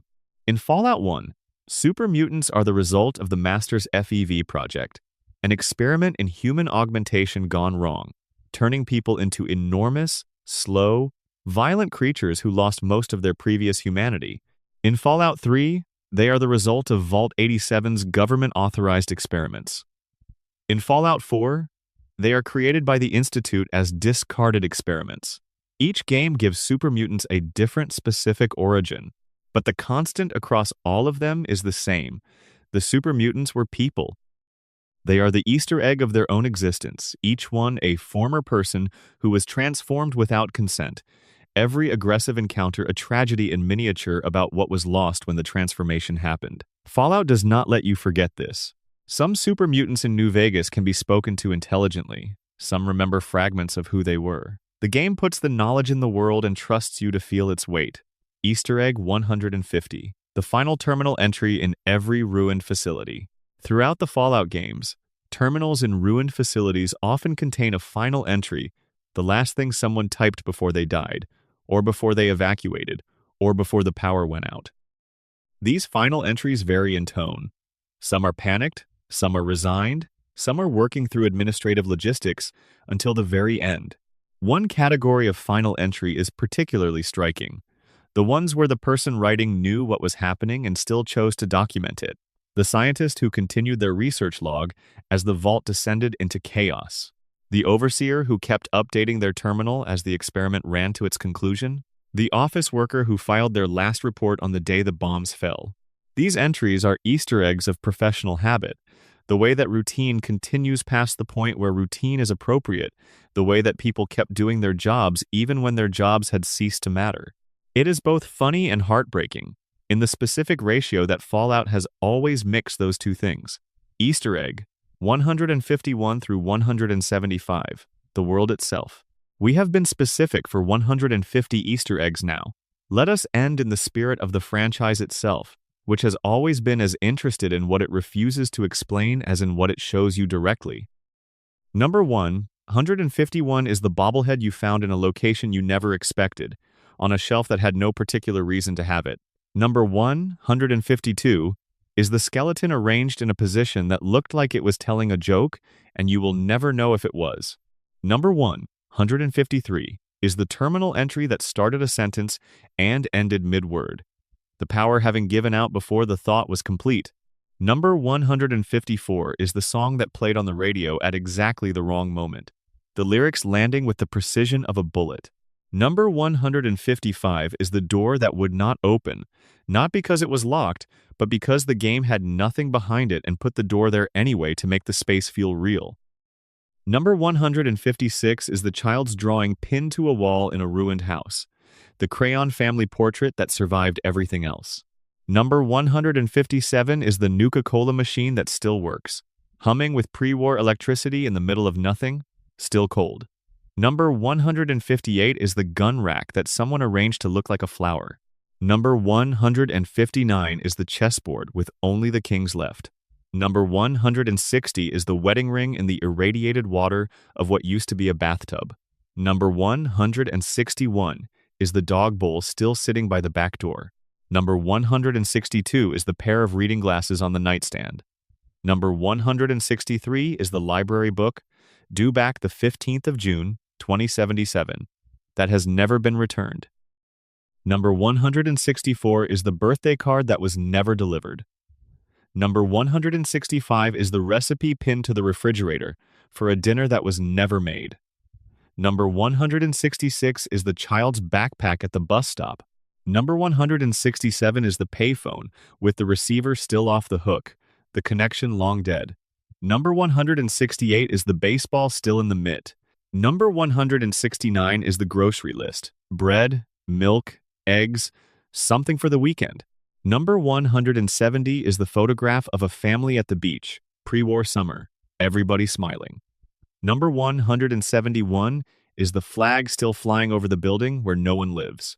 Number 172 is the car with the key still in the ignition. Number 173 is the coffee cup, still upright on the desk. Number 174 is the letter that started by the time you read this. Number 175 is the town, the vault, the wasteland, the music on the radio, the whole enormous fact of a world that ended and kept going anyway, full of the evidence of the people who lived in it and left their traces in every corner of the ruins. Full of developers who spent years building those traces and hiding their own among them. Full of players who keep walking into new rooms and finding, in the dark, that something was left there for them. The wasteland is an Easter egg, the whole thing. Every detail of it was put there by someone who cared enough to put it there, in a world built from the idea that caring is what survives. War never changes, but the people who go through it leave everything behind. And if you look closely enough, you can find it all.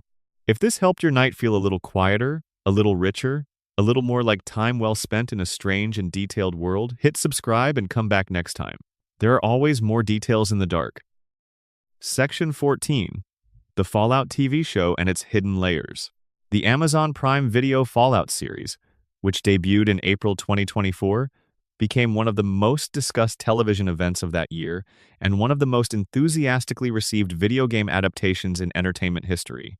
The showrunners, Graham Wagner and Geneva Robertson Dworet, built the show with obsessive attention to the source material, and the result is a season of television dense enough with Fallout references that fans spent weeks afterward cataloging what they had spotted. The show is officially canon to the games. That means every Easter egg in it is also a piece of lore. Easter egg 176, the water chip's familiar failure.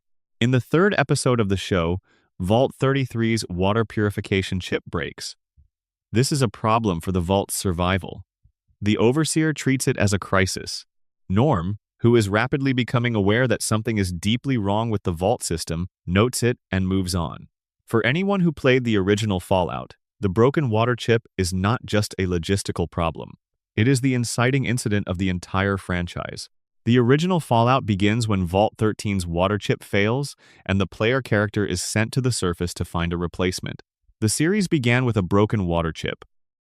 The show, set 2 centuries later, has another broken water chip. Fallout is, in some philosophical sense, a franchise about water infrastructure and what happens when it fails. Easter egg 177, the hacking interface in Norm's scenes. When Norm hacks into the Overseer's terminal in the show, he uses the same hacking interface that has been the primary security system in Fallout games since Fallout 3. The interface presents a list of words jumbled among random character strings. You pick a word, and the system tells you how many letters match the password. You narrow it down through a process of elimination. This system is, in real terms, a slightly simplified version of the Mastermind board game's underlying logic. The show preserved it because the showrunners understood what it means to Fallout fans. Hacking in this universe looks like this, specifically. Changing it would have been a betrayal of the aesthetic. The terminal interface is a logo as much as a mechanic. Easter egg 178, the pre-war corporate meeting. The season finale of the first season of the Fallout show reveals a meeting that had never been shown before in the franchise's history, a gathering of pre-war corporate executives including Vault-Tec, Robco, West-Tec, Big MT, and Repcon, in which the representatives collectively decide to initiate the nuclear war themselves rather than allow peace to neutralize their business relevance. This is an enormous piece of lore. The Fallout games had always been deliberately vague about who launched the first bomb. The show resolves that ambiguity. Vault-Tec fired first, in a boardroom, as a business decision. The apocalypse was a corporate strategy. This retroactively changes the meaning of every Vault-Tec Easter egg in the games, every cheerful promotional poster, every chipper employee manual, every seemingly innocuous Vault experiment. They were all planned from the beginning. The company that built the shelters built the disaster they were sheltering from. The whole system was designed to end with Vault-Tec on top. Easter egg, 179 sugar bombs, Cram, and Atomic Commando. In the show's very first episode, a television advertisement shown in the pre-war prologue scene is sponsored by Sugar Bombs cereal, a recognizable pre-war brand from multiple Fallout games, where boxes of sugar bombs can be found as lootable items in ruined kitchens and grocery stores. Later in the same episode, Lucy's brother Norm is playing a game on a Pip-Boy called Atomic Commando. This is a playable minigame in Fallout 4 and Fallout 76, accessible from any Pip-Boy in those games. And a box of Sugar Bombs cereal appears alongside Cram, another in-game food item, in the welcome package Maximus receives at Vault 4. These items are not generic fictional food brands invented for the show. They are specific brands with specific in-game histories, appearances in specific locations in specific games. The production team dressed the set with the real props of the Fallout universe rather than approximations of them. Easter egg 180. The 10mm pistol. Lucy McLean's primary weapon throughout much of the show is a 10mm pistol, the same pistol that player characters receive at the beginning of every Bethesda-era Fallout game. In Fallout 3, it is the first weapon you can fire. In Fallout 4, it is in the case of the first raider you encounter. In Fallout New Vegas, it is one of the early options. The 10mm pistol is the franchise's starter weapon. It's "here is how this works" tutorial object. Giving it to the show's main character is a piece of visual language aimed precisely at players. Lucy's arc in the first season is, broadly, a journey from the controlled environment of the Vault to the open hostility of the Wasteland, the same journey every game begins with. Her 10mm pistol says, quietly, that she is the player character. She is doing the tutorial. Easter egg 181, the Sole Survivor leather armor. Shortly after leaving the Vault, Lucy acquires leather armor specifically, the distinctive patchwork leather armor that the player character wears on the cover art of Fallout 4. The same armor that defines the visual identity of the game's protagonist. It is in the show a piece of wasteland clothing that she picks up because she needs it. It does not announce itself. It simply appears, and those who have spent hours in the Commonwealth recognize it immediately. Easter egg 182, the Super Duper Mart. In the show, Lucy passes through a Super Duper Mart, a chain of pre-war supermarkets that appears in Fallout 3, Fallout 4, and Fallout 76. The building design is faithful to the game version, to same signage, the same layout, the same quality of ruined retail. The Super Duper Mart in Fallout 3 is one of the game's most recognizable early locations. Its presence in the show is a statement about the world's continuity. This is the same wasteland, the same ruins, the same America. Easter egg 183, the automated turret in Episode 2. In the show's second episode, an automated turret activates and begins firing at characters attempting to escape a facility. The turret is visually identical to the automated turrets found throughout Fallout 4's Institute locations and elsewhere. They have the same barrel configuration, the same spinning orientation mechanism, the same basic threat posture. Automated turrets in Fallout games are ambivalent objects. They protect whoever programmed them and fire indiscriminately at everyone else. Their appearance in the show carries that same ambivalence technology that is doing exactly what it was designed to do in a world where most designers are long dead. Easter egg 184. The Brotherhood of Steel Power Armor UI. When Maximus wears power armor in the show, the interior of the helmet shows a heads-up display the same yellow HUD that players see when wearing power armor in Fallout 4. The instrumentation, the visual overlays, the general aesthetics of the display are faithful to the game. The showrunners built functional-looking power armor prop helmets that delivered the same visual experience from the inside that Fallout 4 players see from behind their characters' eyes. This level of detail was not necessary. It is not visible enough to be notable on a first viewing. It is there for the players who would notice it, a confirmation that the people making the show had played the games and understood what they meant. Easter egg 185. The Vault Boy bobbleheads. Throughout the show, Vault Boy bobbleheads, the collectible figures featuring the cheerful mascot in various poses, appear in the background of shots.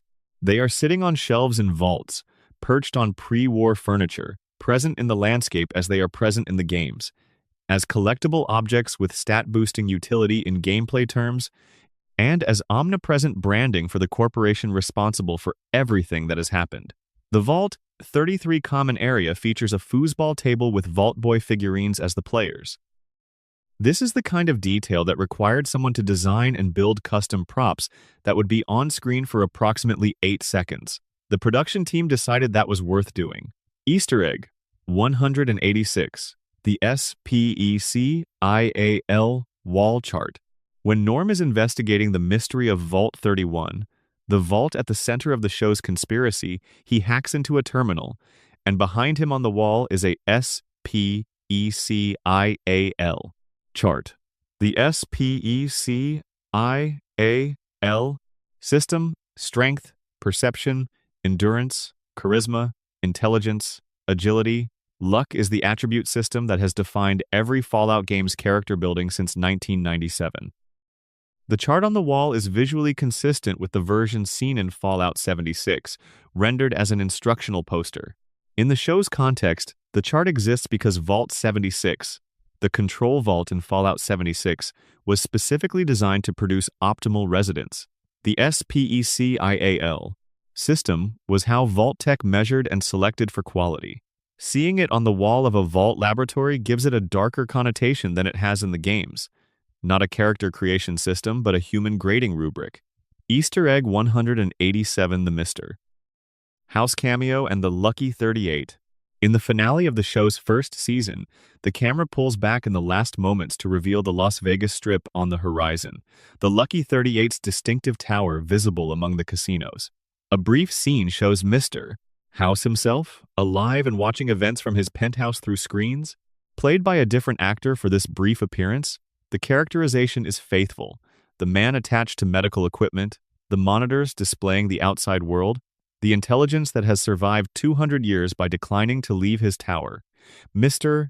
House's appearance in the show confirmed that Fallout New Vegas will be central to Season 2 of the show. It also confirmed his survival in the show's canon, though, given the game's multiple possible endings, his status was always ambiguous from a cross-media perspective. The show resolves that ambiguity for its own continuity. In this version of the universe, Mr. House is alive, watching, and waiting. The Lucky 38's appearance at the end of the season is perfectly calibrated. The whole first season has been building toward the wasteland. The reveal of New Vegas at the end is the franchise telling you where the next chapter will take place. The Easter egg is also a promise. Easter egg 188. The Ripper Vibro Blade. When Lucy is handed a weapon during a particular section of the show's narrative, it is a Ripper, a vibrating chainsaw blade weapon that has appeared in Fallout games since the original. In the games, it is a mid-range melee weapon that delivers rapid, sustained damage. In the show, it is used for an extremely unpleasant purpose that speaks to the show's willingness to engage with the darker elements of Fallout's world without softening them for television. The Ripper in the show is game accurate in its design. Someone sourced the visual reference and built it to specification. In a show full of such moments, the care taken with even this minor prop is representative of the production's overall approach. Easter egg 189. The FEV reference in Norm's discovery. When Norm hacks into Overseer Barb's computer terminal, among the entries he finds is a reference to FEV, Forced Evolutionary Virus. This is one of the most consequential pieces of lore in the Fallout universe, the biological agent responsible for supermutants, for various experiments across multiple vaults, and for much of the genetic horror that runs through the franchise's world. Finding it in Barb Howard's files indicates that Vault-Tec's pre-war operations were already intersecting with the most dangerous biological research in their world. Not news to longtime fans, but a detail that gives the corporate conspiracy a biological horror dimension. Easter egg 190. The War Never Changes line, the show's version. The first season's 8th and final episode is where the phrase war never changes, finally appears delivered in a form appropriate to the show's narrative rather than as a direct narrator address. The line has been building as an absence throughout the whole season, and its arrival carries the weight of its franchise history. For players who have heard it open dozens of hours of Fallout games, hearing it in the context of the show's events is an emotional calibration. This is part of the same story. Everything that happened in those games happened in the same universe as what is happening here. Section 15. The world's deepest cuts. There are Easter eggs that are obvious and Easter eggs that require archaeology. This section is for the latter, the details that are not just hidden but buried, the references that only land if you have spent serious time with the material. Easter egg 191. The song It's All Over But the Crying and its use. It's All Over But the Crying by the Ink Spots plays in certain contexts in the Fallout 3 soundtrack. The song is about the aftermath of a relationship ending the moment after the conclusion, when the damage is done and the only thing left is to process it. In Fallout 3, the relationship that has ended is civilization's relationship with itself. The bombs fell and now it is all over but the crying. The song lands as a piece of cosmic irony in the opening moments of the game and deepens as the world opens up and the full scope of what was lost becomes visible. The Ink Spots catalog is full of songs like this, songs about endings and loss, and the difficulty of accepting that something beautiful is gone. Bethesda chose them for the Fallout soundtrack because they understood that the music needed to participate in the theme, not just accompany it. Easter egg 192. The Fallout 3 bobblehead locations as a map of pre-war importance. The Vault-Tec bobbleheads in Fallout 3 are scattered across the capital wasteland in locations that correspond loosely to the SPECIAL stat they boost. The Intelligence bobblehead is in Rivet City, the closest thing the wasteland has to an academic community. The Charisma bobblehead is in Vault 108.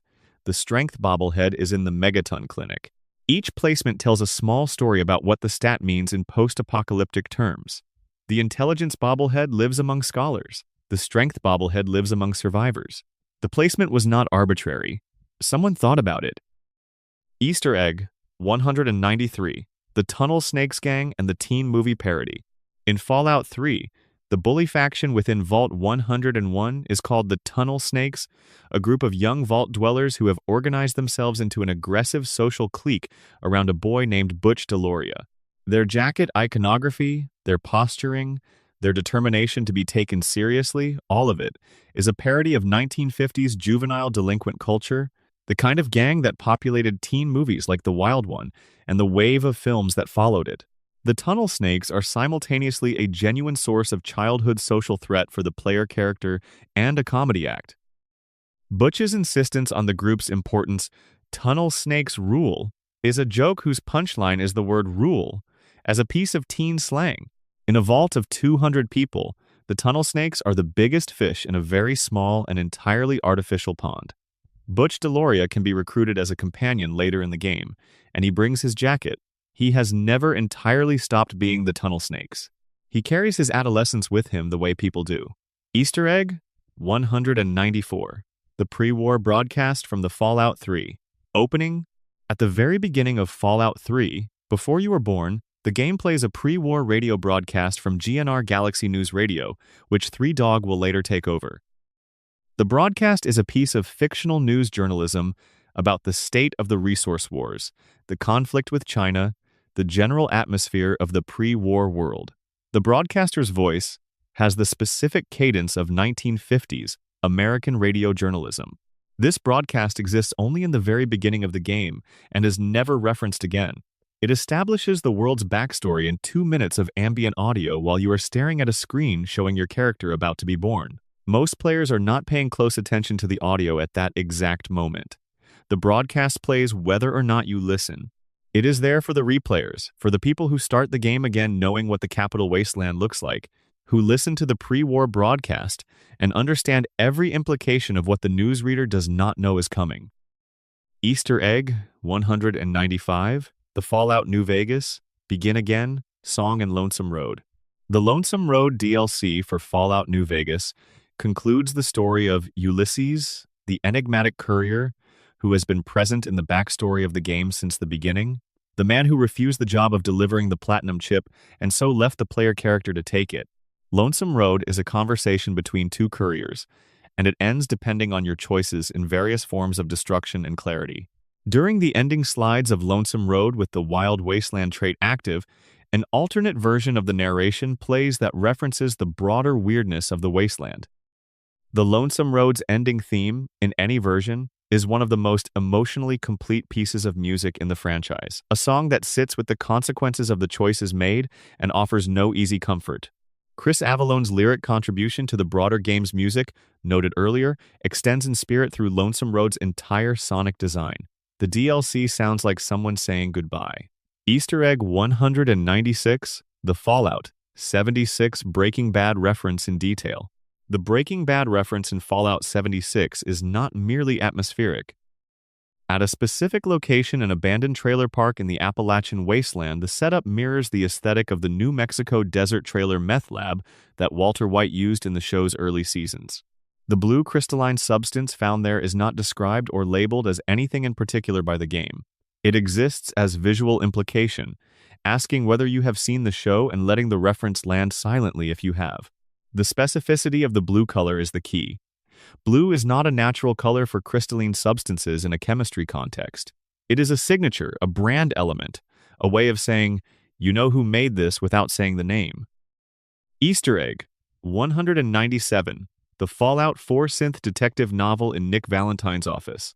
In Nick Valentine's detective office in Goodneighbor, among the case files and scattered papers, there are pulp detective novel covers on the wall. The novels are fictional in-world paperbacks from the pre-war era, the kind of cheap genre fiction that filled paperback racks in drugstores across 1950s America. The covers feature hard-boiled detective figures in noir lighting. The novels are not readable. They are props. But they are specifically chosen props that contextualize Nick's personality and his backstory. The pre-war personality Nick's synthetic mind was modeled on was a detective, and the aesthetic of detective fiction is his native language. The novels on the wall are not just decoration. They are the cultural environment that made Nick who he is. Easter Egg 198, The Fallout 3 McClellan Ghoul and Her Loyalty.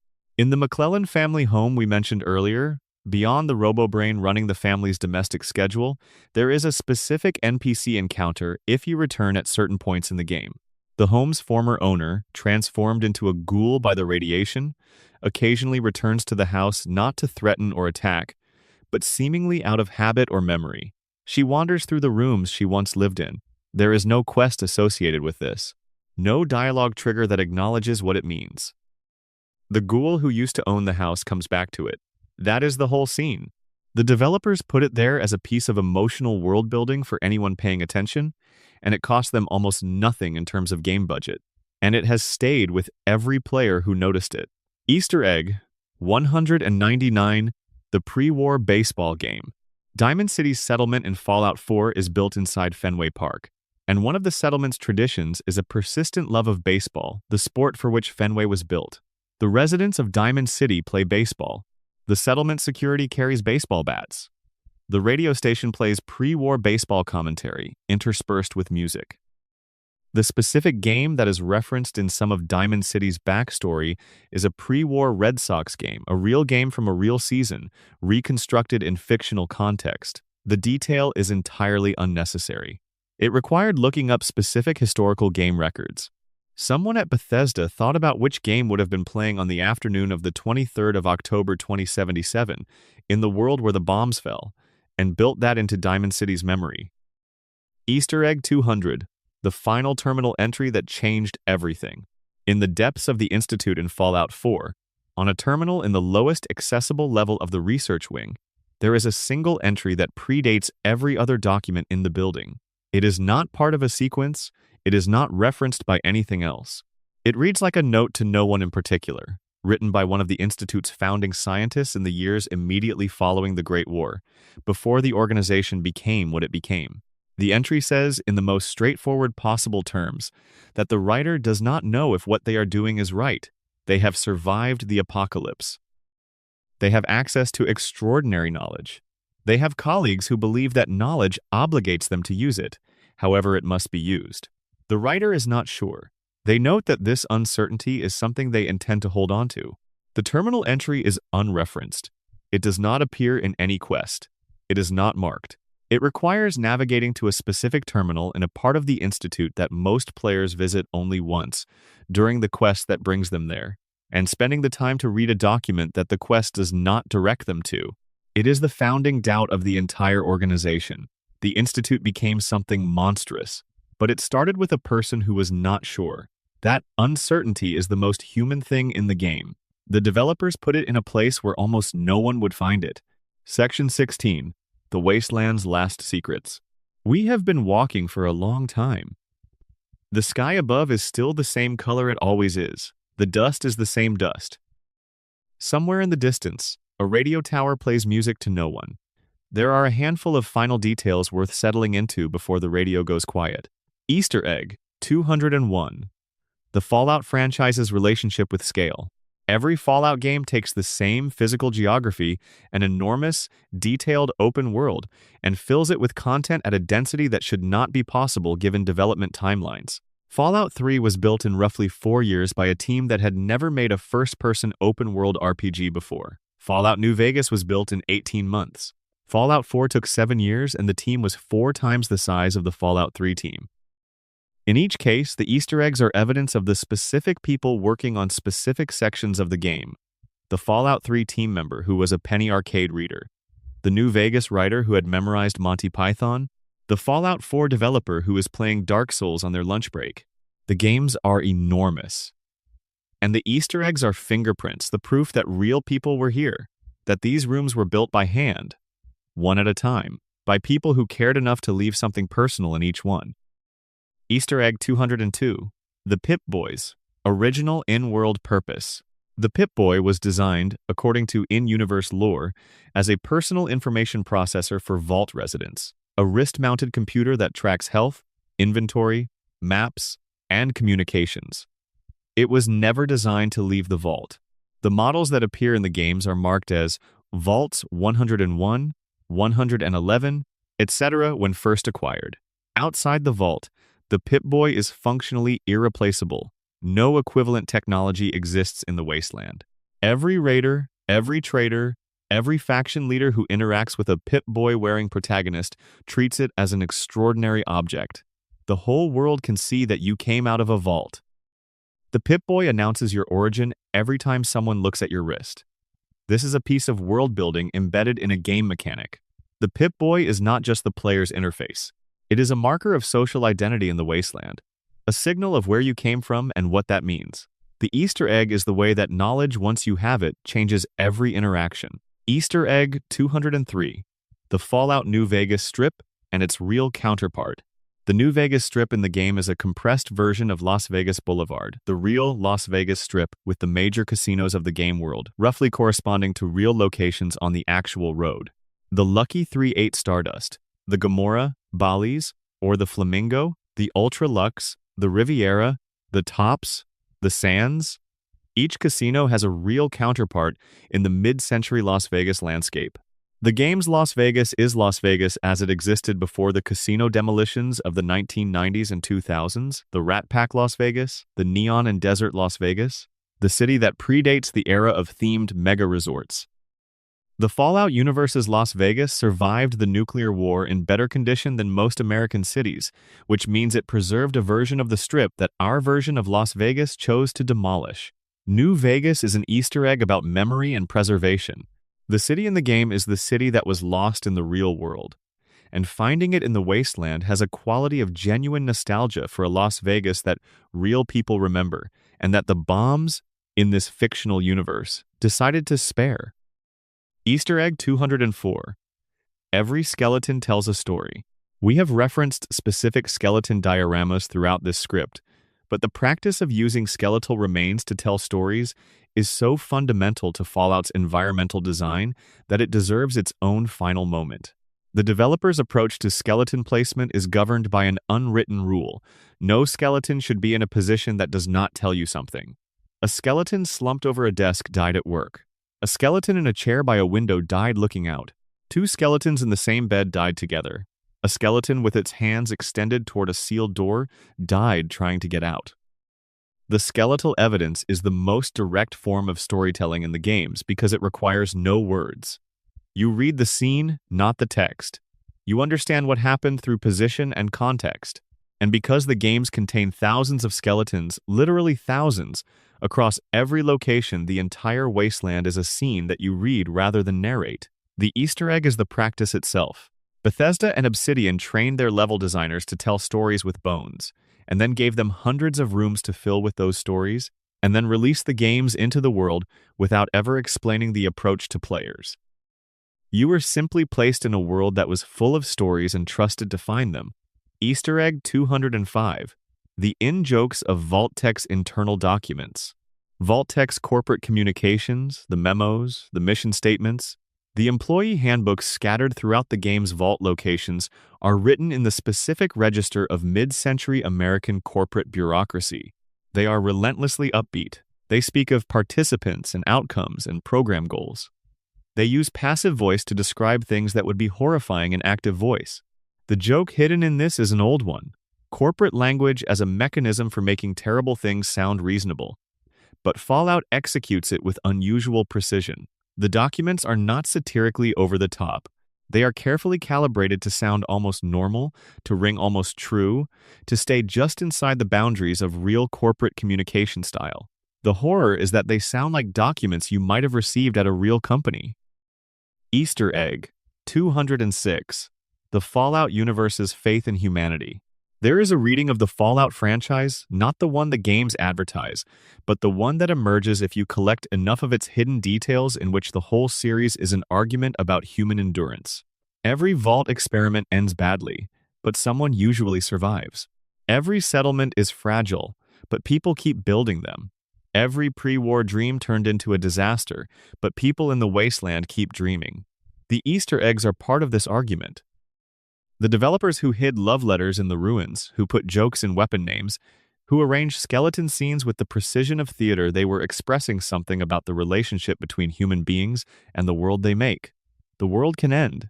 The history can be terrible. But someone will put a garden gnome in a funny position anyway.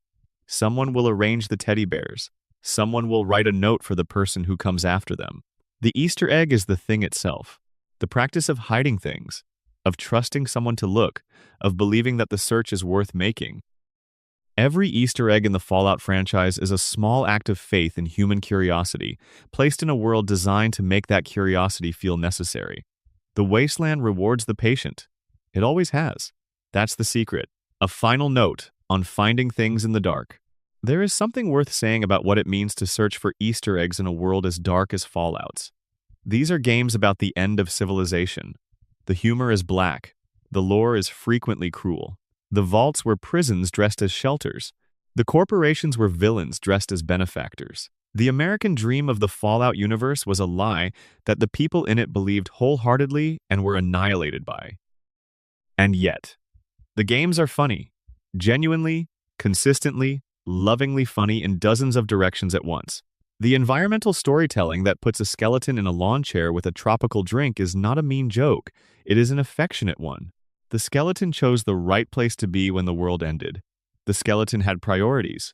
The skeleton was, in its final moment, correct about something. Every Easter egg in the Fallout franchise represents a developer who looked at the dark world they were building and decided to put something small and wonderful inside it.